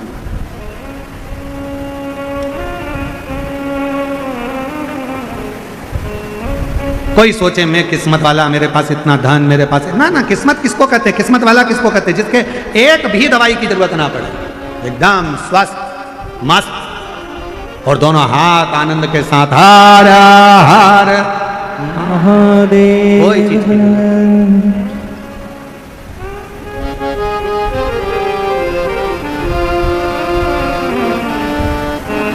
जब हम आप शिव पर पूर्ण आश्रित हो जाएं, पूर्ण आश्रित। पार्वती जी ने जैसे कहा कि देवाधिदेव महादेव से कि प्रभु पिताजी कोई चीज की जरूरत नहीं, पिताजी मेरे पति के पास में सब कुछ है, चाहे फिर वो कैसा भी जीवन हो, यदि आप संतुष्ट हैं, यदि आप संतुष्ट हैं तो छोटे से मकान को भी आप महल समझेंगे, छोटे से मकान।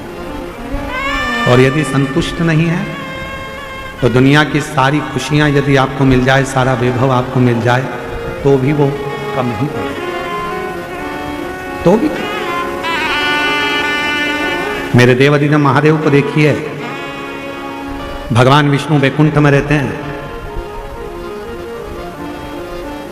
ब्रह्मा ब्रह्मलोक में रहते हैं, और मेरे देवाधिदेव महादेव इस मृत्यु लोक में रहते हैं, पृथ्वी पर।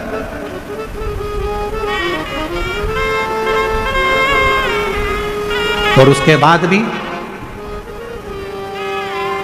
जैसी समस्या आपके साथ चलती है, वैसी ही समस्या मेरे देवाधिदेव महादेव के साथ भी चलती है। जैसी तकलीफें आपके साथ आती है, वैसे ही महादेव के साथ भी आती है, और महादेव उस तकलीफ में भी स्थिर रहना सिखा।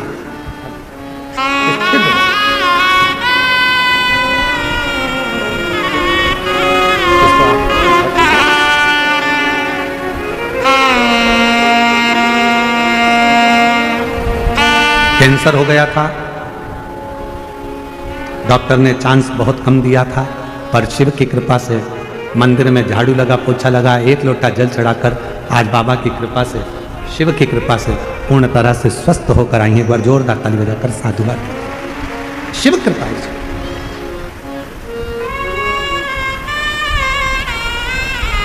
संतुष्ट रहो। बाबा को हमेशा धन्यवाद देते रहो, तूने जो दिया वो कम नहीं दिया, तूने जो कृपा करी वो कम नहीं करी। तेरी करुणा, तेरी दया, तेरी कृपा बड़ी है, और तू जो करता है वो कम नहीं करता। शंभो कितने शंभो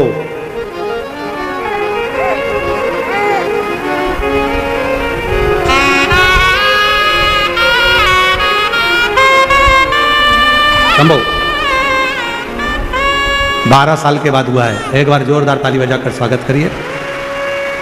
2 महीने के हो गए हैं।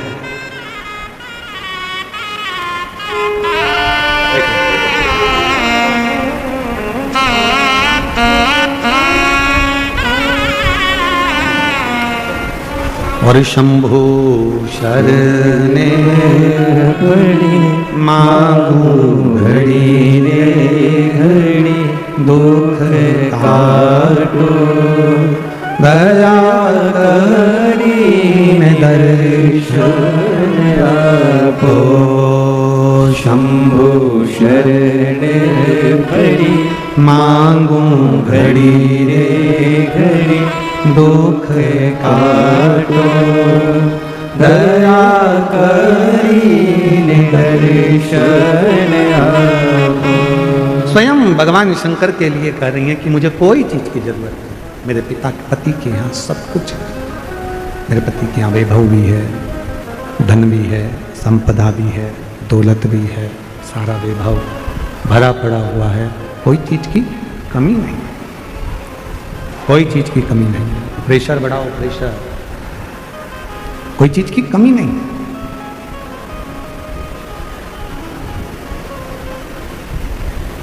चली मां अंबा अपने पिता से मिलकर देवाधिदेव महादेव के साथ वापिस कैलाश पर। देवताओं ने स्तुति करी भगवान शिव जी।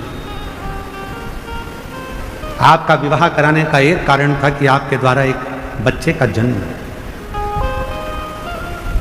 तारकासुर ने एक ही वर मांगा था, मरूं तो भगवान शंकर के पुत्र के द्वारा मरूं। आपके पुत्र की जरूरत है। और भगवान से ऐसा ही प्रार्थना सब करना। घर में औलाद देना तो ऐसी देना, घर में बेटा देना तो ऐसा देना, घर में बेटी देना तो ऐसी देना जो हमारे मान को बढ़ाए, सम्मान को बढ़ाए और संस्कारित हो, सबको लेकर चले, ऐसी कृपा है।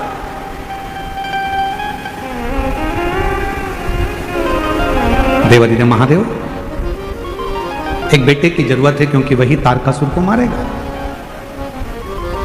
अब तारकासुर फिर निवेदन करें कि भगवान शंकर का कोई दुश्मन नहीं है, शिव जी का कोई दुश्मन नहीं है।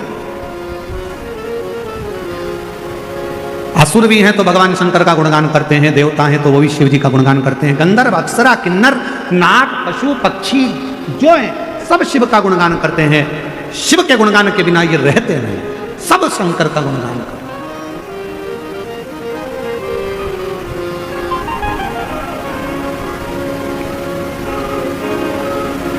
महाराज, और हम तो हमेशा कहेंगे कि हर पल हर घड़ी हर क्षण शिव का नाम लेते रहना चाहिए। ना जाने कौन सी घड़ी ऐसी आए कि तकलीफ भोगना पड़े, उससे अच्छा है कि भगवान का नाम लेते लेते वो घड़ी निकल जाए। अभी कल की घटना है राजस्थान की। राजस्थान में जैसलमेर से जोधपुर जा रही थी एक बस, ऐसी बस थी, सब आराम से सो रहे थे और ऐसी बस का एसी का कोई पाइप फट गया और उसमें आग लग गई। 50 से 60 यात्री उसके अंदर थे और कुछ तो शरीर में आग लगे लगाए ही निकल कर भागे, कुछ सीट पर से उठ भी नहीं पाए और कुछ निकल गए। उसमें कई लोग उसी बस के अंदर धधकती हुई बस में ही समा। ये व्यासपीठ लोनी गांव से शिव महापुराण की कथा में इस व्यासपीठ के माध्यम से शिरडी से सभी शिव भक्तों की ओर से उस बस दुर्घटना में जितने भी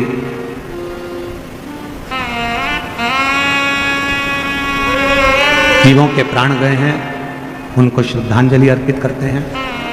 और जो हॉस्पिटल में भर्ती हैं भगवान देवादिदेव महादेव से प्रार्थना करते हैं कि वो शीघ्र अतिशीघ्र स्वस्थ हों।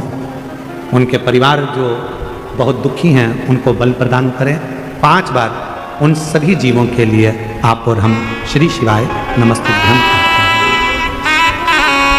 श्री शिवाय नमस्तुभ्यं, श्री शिवाय नमस्तुभ्यं, श्री शिवाय नमस्तुभ्यं, श्री शिवाय नमस्तुभ्यं, श्री शिवाय नमस्तुभ्यं, श्री शिवाय नमस्तुभ्यं।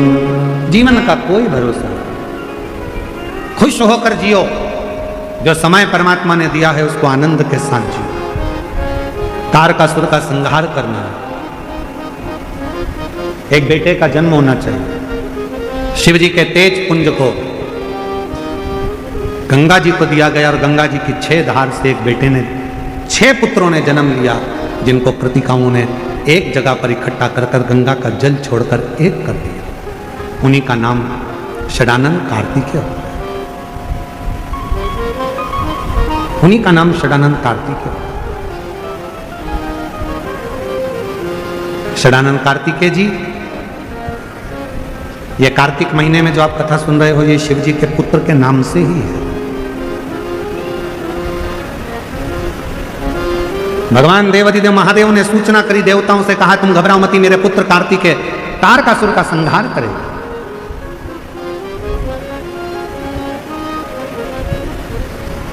जाओ कार्तिकेय तारकासुर का संहार करो। कार्तिकेय चले इतने में माँ जगज्जननी जगदम्बा अम्मा माता पार्वती जी ने रोक लिया। पार्वती जी बोली कार्तिकेय जरा रुको, तुम जिस तारकासुर को मारने के लिए जा रहे हो वो तारकासुर साधारण नहीं है। हे असुर, राक्षस है, राक्षस प्रवृत्ति है, असुर है, देवताओं को परेशान करा, सबको परेशान करा, पर वो शिव जी का मान रखता है, शंकर जी का सम्मान करता है। उसके हृदय में बाण नहीं लगना चाहिए क्योंकि उसके हृदय में शिव बैठा हुआ है, शंकर बैठा।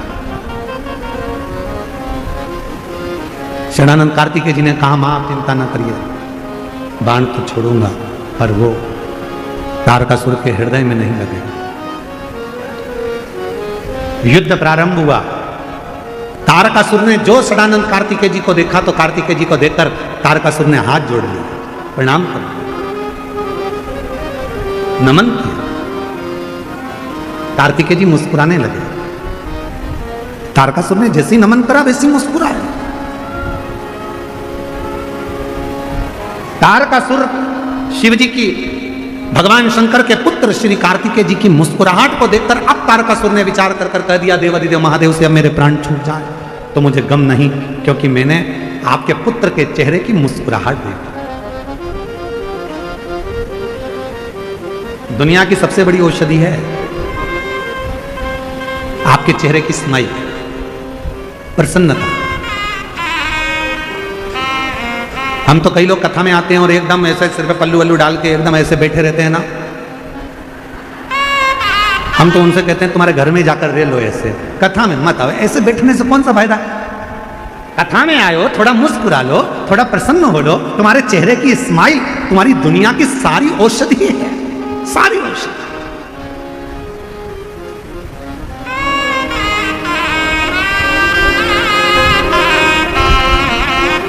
हमने कई लोगों को देखा है कि वो योगा करते हैं और योगा करने में वो सुबह सुबह मॉर्निंग वॉक में हा हा हा हा ऐसे हंसते हैं। तो हमारा निवेदन है योगा में हंसने से अच्छा है अपने घर में अगर तुम खिलखिलाकर हंस लोगे तो फिर तकलीफ क्या है।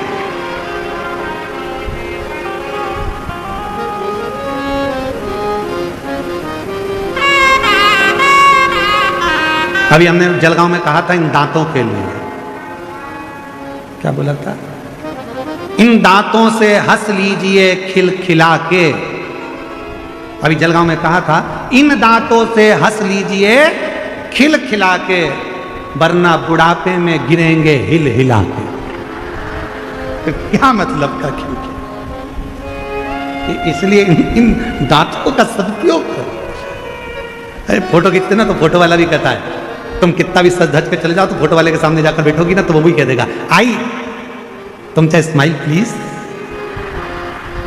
फोटो वाला भी कहता है ए आई स्माइल प्लीज। तुम फोटो वाले से क्यों, मैं तो इतनी तैयार होके आई, श्रृंगार करके आई, गजरा लगा के आई, लाली लगा के आई, नैनों में सुरमा लगा के आई, पाउडर लगा के आई, अब तो मेरा फोटो अच्छा आना चाहिए। तो फोटो वाला कह देगा आई ऐसे फोटो अच्छा नहीं आता, तुम कितना भी तैयार हो लो, फोटो वही अच्छा आता है जिसमें तुम्हारी स्माइल होती है, जिसमें तुम्हारी प्रसन्नता होती है। थोड़ा मुस्कुराइए, प्रसन्न रहिए, बहुत छोटा सा जीवन है, इसको खुश होकर जियो। तारकासुर ने सदानंद कार्तिकेय जी के चेहरे की स्माइल देख ली, प्रसन्नता देख ली,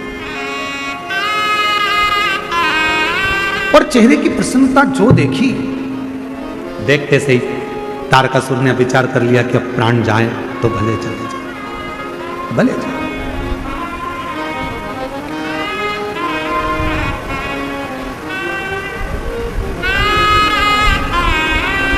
तारकासुर के प्राण छूट गए। देवताओं ने पुष्पों की वृष्टि कर दी, गंधर्व ने गान कर दिया, अप्सरा नृत्य कर दी, चारों तरफ आनंद हो गया, सुख ही सुख,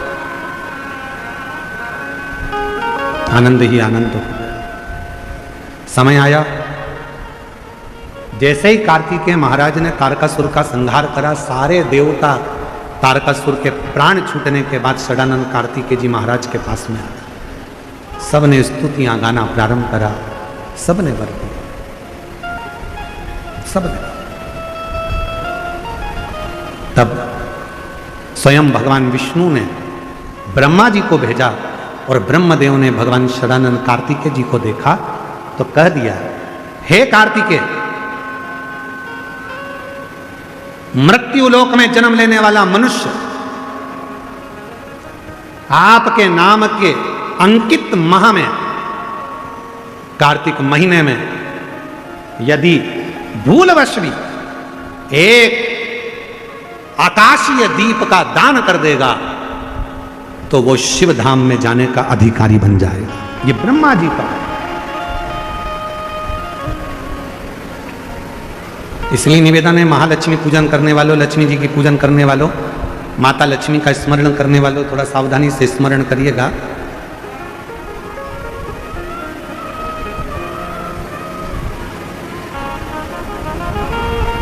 वासुकी नाग की धर्मपत्नी सतशीर्षा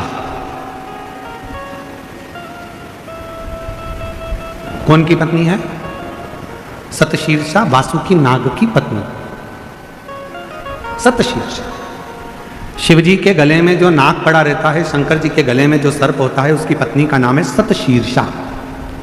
बोलो जरा नाम बोलो, आवाज नहीं आई। सतशीर्षा ये वासुकी नाग की धर्म पत्नी है। जो शंकर जी के गले में नाग पड़ा है उसकी धर्म पत्नी।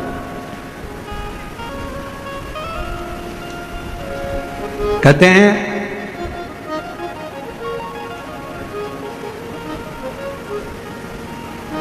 जब गर्भाशय के अंदर, पेट के अंदर या गर्भाशय के अंदर कोई गांठ पड़ जाती है, कोई गठान आ जाती है या पथरी हो जाती है, तो दुर्वा का जो दुर्वा बोलते हो, दूब बोलते हो उधर, जो हरी हरी दुर्वा होती है, गणेश जी को चढ़ती है दुर्वा, एक बेलपत्र शिव जी के शिवलिंग पर चढ़ाकर वासुकी नाग का स्मरण कर कर सतशीर्षा माता का नाम लेकर यदि प्रातः के समय पर वो बेलपत्र और वो दुर्वा खाना प्रारंभ करा जाए तो लगभग 20 से 22 दिन लगते हैं, और गर्भाशय में कोई गठान हो, पथरी हो, तो वो धीरे धीरे गलना प्रारंभ कर देती है। सतशीर्षा नाम की इतनी महत्व है। और सतशीर्षा नाम यहां भी काम आता है जब कोई नारी के, स्त्री के रजस्वला धर्म की कोई तकलीफ हो, नारी को रजो धर्म से जुड़ी हुई कोई प्रॉब्लम हो, रजो धर्म से जुड़ी हुई, रजस्वला धर्म से जुड़ी हुई, 15 दिन 20 दिन तक रजो धर्म ही जा रहा हो, या रजो धर्म से जुड़ी हुई कोई प्रॉब्लम हो, या रजस्वला धर्म से जुड़ा हुआ कोई भी कारण हो, या पेट में दर्द हो, या तकलीफ हो, या कष्ट हो, तो केवल सतशीर्षा का नाम लेकर यदि शिव जी के शिवलिंग पर, जरा समझिएगा, जैसे ये शिवलिंग है और शिवलिंग है, सतशीर्षा का नाम लेकर अशोक सुंदरी वाली जो जगह है, यहां से जल चढ़ाते चढ़ाते शिवलिंग के चारों तरफ 7 बार यदि जल की धार लगाई जाए और उसी का जल झेलकर नंदी के पास बैठकर सतशीर्षा का नाम लेकर अगर पिया जाए तो रजो धर्म से जुड़ी हुई जितनी भी तकलीफ हो, रजस्वला धर्म से जुड़ी हुई जितनी भी तकलीफें होती हैं, वो धीरे धीरे समाप्त होने लगती है। सतशीर्षा वासुकी नाग जी की धर्मपत्नी का नाम है सतशीर्षा। शिव की बड़ी उपासक है सतशीर्षा।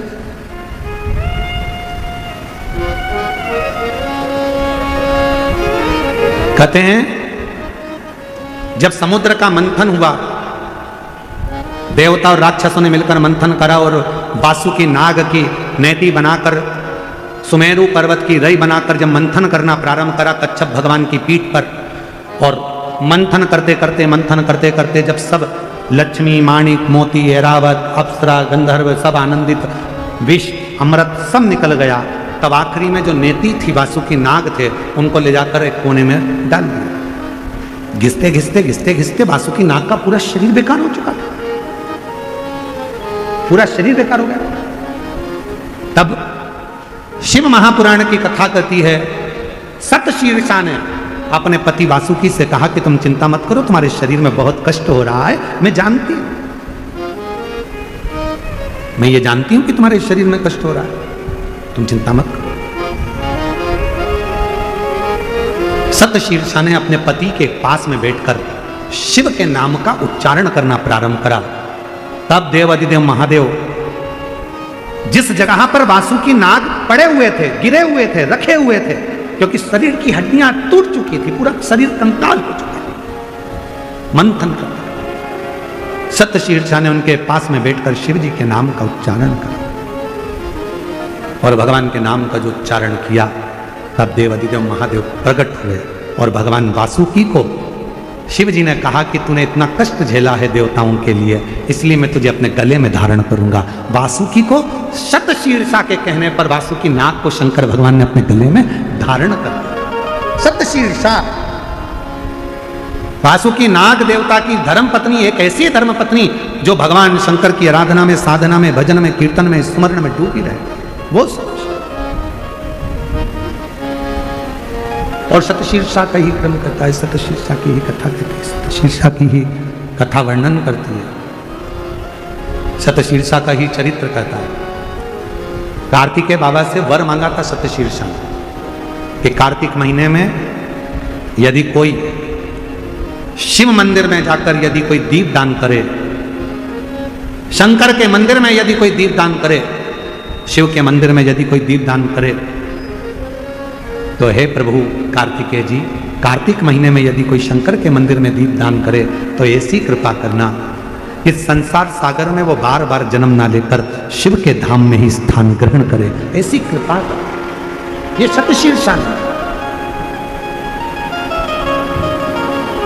इसलिए निवेदन है कि कार्तिक महीने में भगवान विष्णु और लक्ष्मी जी का जो भाव है, जो दीप दान करता है, जो दीपक दान करता है, शिव मंदिर में जो दीप लगाता है, इसलिए हमारे यहाँ कुबेरेश्वर धाम पर 20 अक्टूबर की दिवाली है, लोग वहाँ दीप दान करने के लिए आते हैं। 21 का खजाना रहेगा, उसके बाद में फिर 25 से 29 तारीख तक 5 दिवसीय ऑनलाइन शिव महापुराण की कथा चलेगी, 1 बजे से 4 बजे तक। दीप दान करने वाले पर भगवान शिव की कृपा होती है, ऐसी शिव महापुराण का वर्णन आता है। और भाव से आज कथा का चतुर्थ दिवस है, कल कथा का पंचम दिवस विराम दिवस रहेगा। सुबह 8 बजे से 11 बजे तक कथा रहेगी। भगवान विष्णु लक्ष्मी पधार रहे हैं, जोरदार ताली बजाकर स्वागत करिए विष्णु लक्ष्मी जी का। कल कथा का समय पंडाल में सुबह 8 बजे से 11 बजे तक रहेगा। टीवी पर कथा का समय 1 बजे से 4 बजे तक रहेगा। भाव से, दिल से बाबा की कथा का तत्व ग्रहण करो और अपने जीवन को सार्थक बनाइए। बहुत भाव के साथ आज कथा के चतुर्थ दिवस मतलब कथा की शिवरात्रि है। आप सभी को कथा की शिवरात्रि की बहुत बहुत बधाई। शिव कृपा आप सब पर बनी रहे। हर हर महादेव। जय जय श्री राधे। सभी भक्तों को हर हर महादेव, दादा जय श्री कृष्णा, श्री शिवाय नमस्तुभ्यम। व्यासपीठ को नमन करते हुए हम सबके प्रिय, हम सबके लाडले ठाकुर कल्लू जी महाराज के चरणों में नमन करते हुए, परम सत्य परम आदरणीय विश्वविख्यात पूज्य गुरुदेव के पावन चरणों को नमन करते हुए और आप सभी शिव भक्तों के चरणों में नमन करते हुए सुंदर हम सभी ने आज चतुर्थ दिवस की कथा श्रवण करी। कल पंचम दिवस की कथा, विराम दिवस की कथा रहेगी। कथा का समय सुबह 8 बजे से 11 बजे तक पंडाल में रहेगा और यही कथा दोपहर 1 बजे से 4 बजे तक आस्था चैनल के माध्यम से, यूट्यूब फेसबुक के माध्यम से हम सभी श्रवण कर सकेंगे। सुंदर आरती का समय हो चुका है। आरती में जिन भक्तों के नाम मंच से लिए जाएंगे वे अति शीघ्र मंच पर पधारें।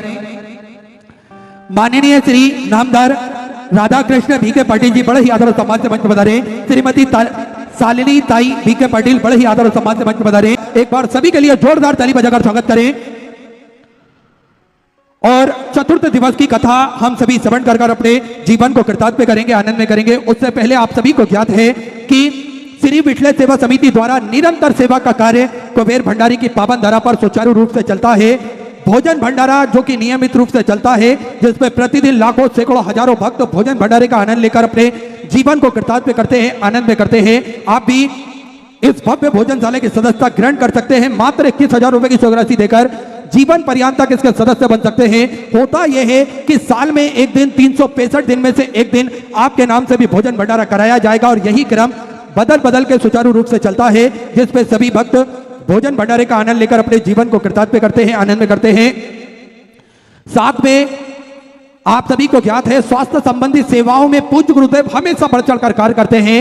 विगत कई वर्षों से निःशुल्क रूप से प्राथमिक उपचार केंद्र कुबेर भंडारी की पावन धरा पर सुचारू रूप से चलता है, जिसमें 2 एम्बुलेंस भक्तों की सुविधा के लिए 24 घंटे उपलब्ध रहती है और समय समय अनुसार स्वास्थ्य शिविर निःशुल्क रूप से लगाए जाते हैं ताकि के भक्त अपने स्वास्थ्य संबंधी जानकारी बड़े ही आराम से प्राप्त कर सके। और एक सर्व सुविधा युक्त हॉस्पिटल का निर्माण कार्य और चालू कर दिया गया है ताकि के भक्तों को वेंटिलेटर की व्यवस्था हो या फिर ऑक्सीजन की, ब्लड संबंधित किसी भी तरह की व्यवस्था हो, संपूर्ण व्यवस्थाएं उस हॉस्पिटल के अंतर्गत रखी जाएंगी।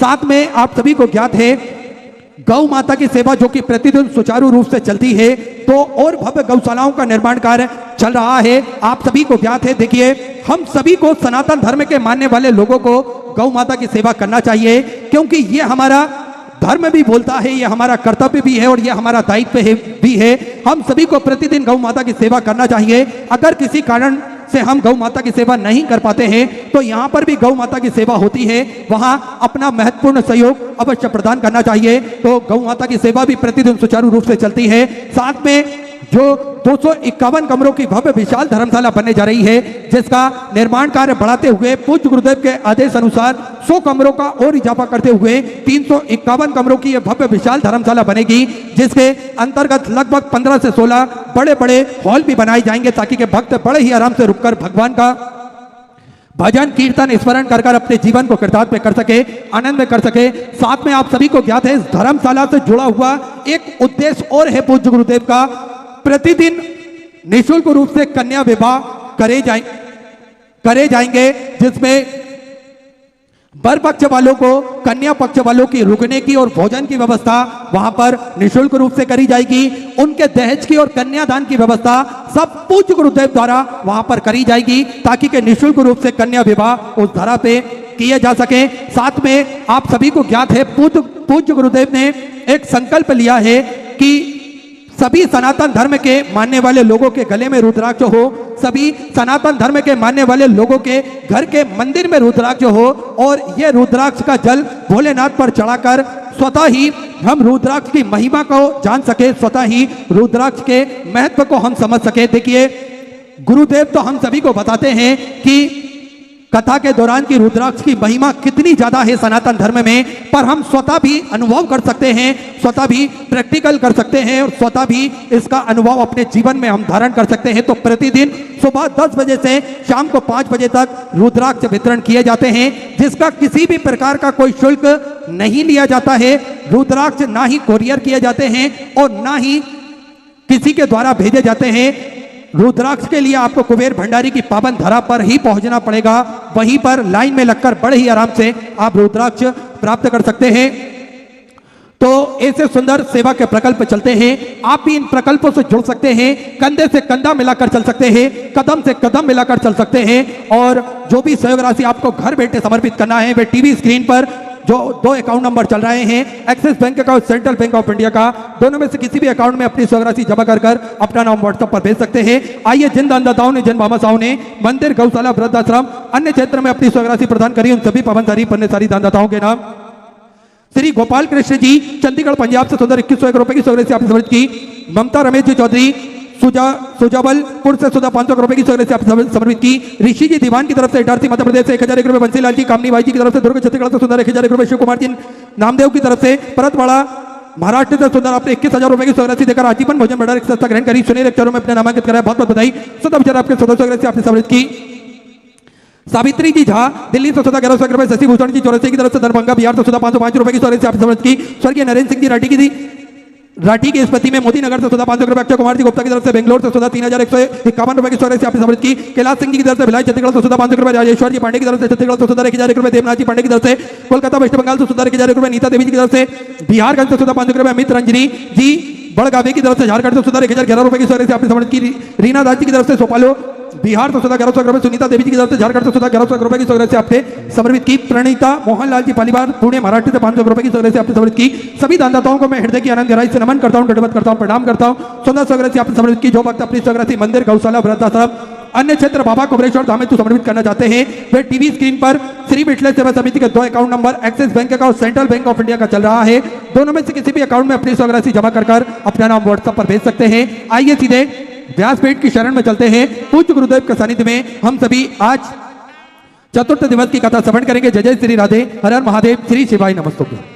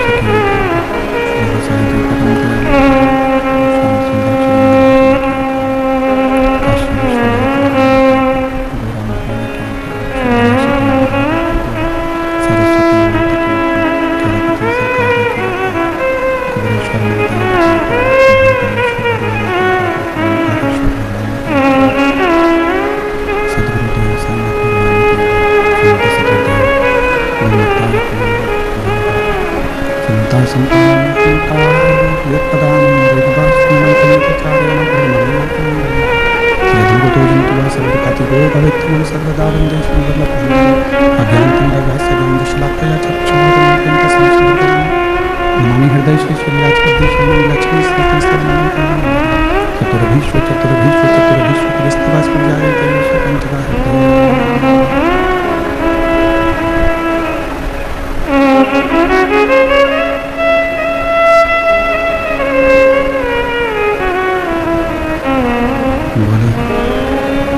विश्वनाथ भगवान की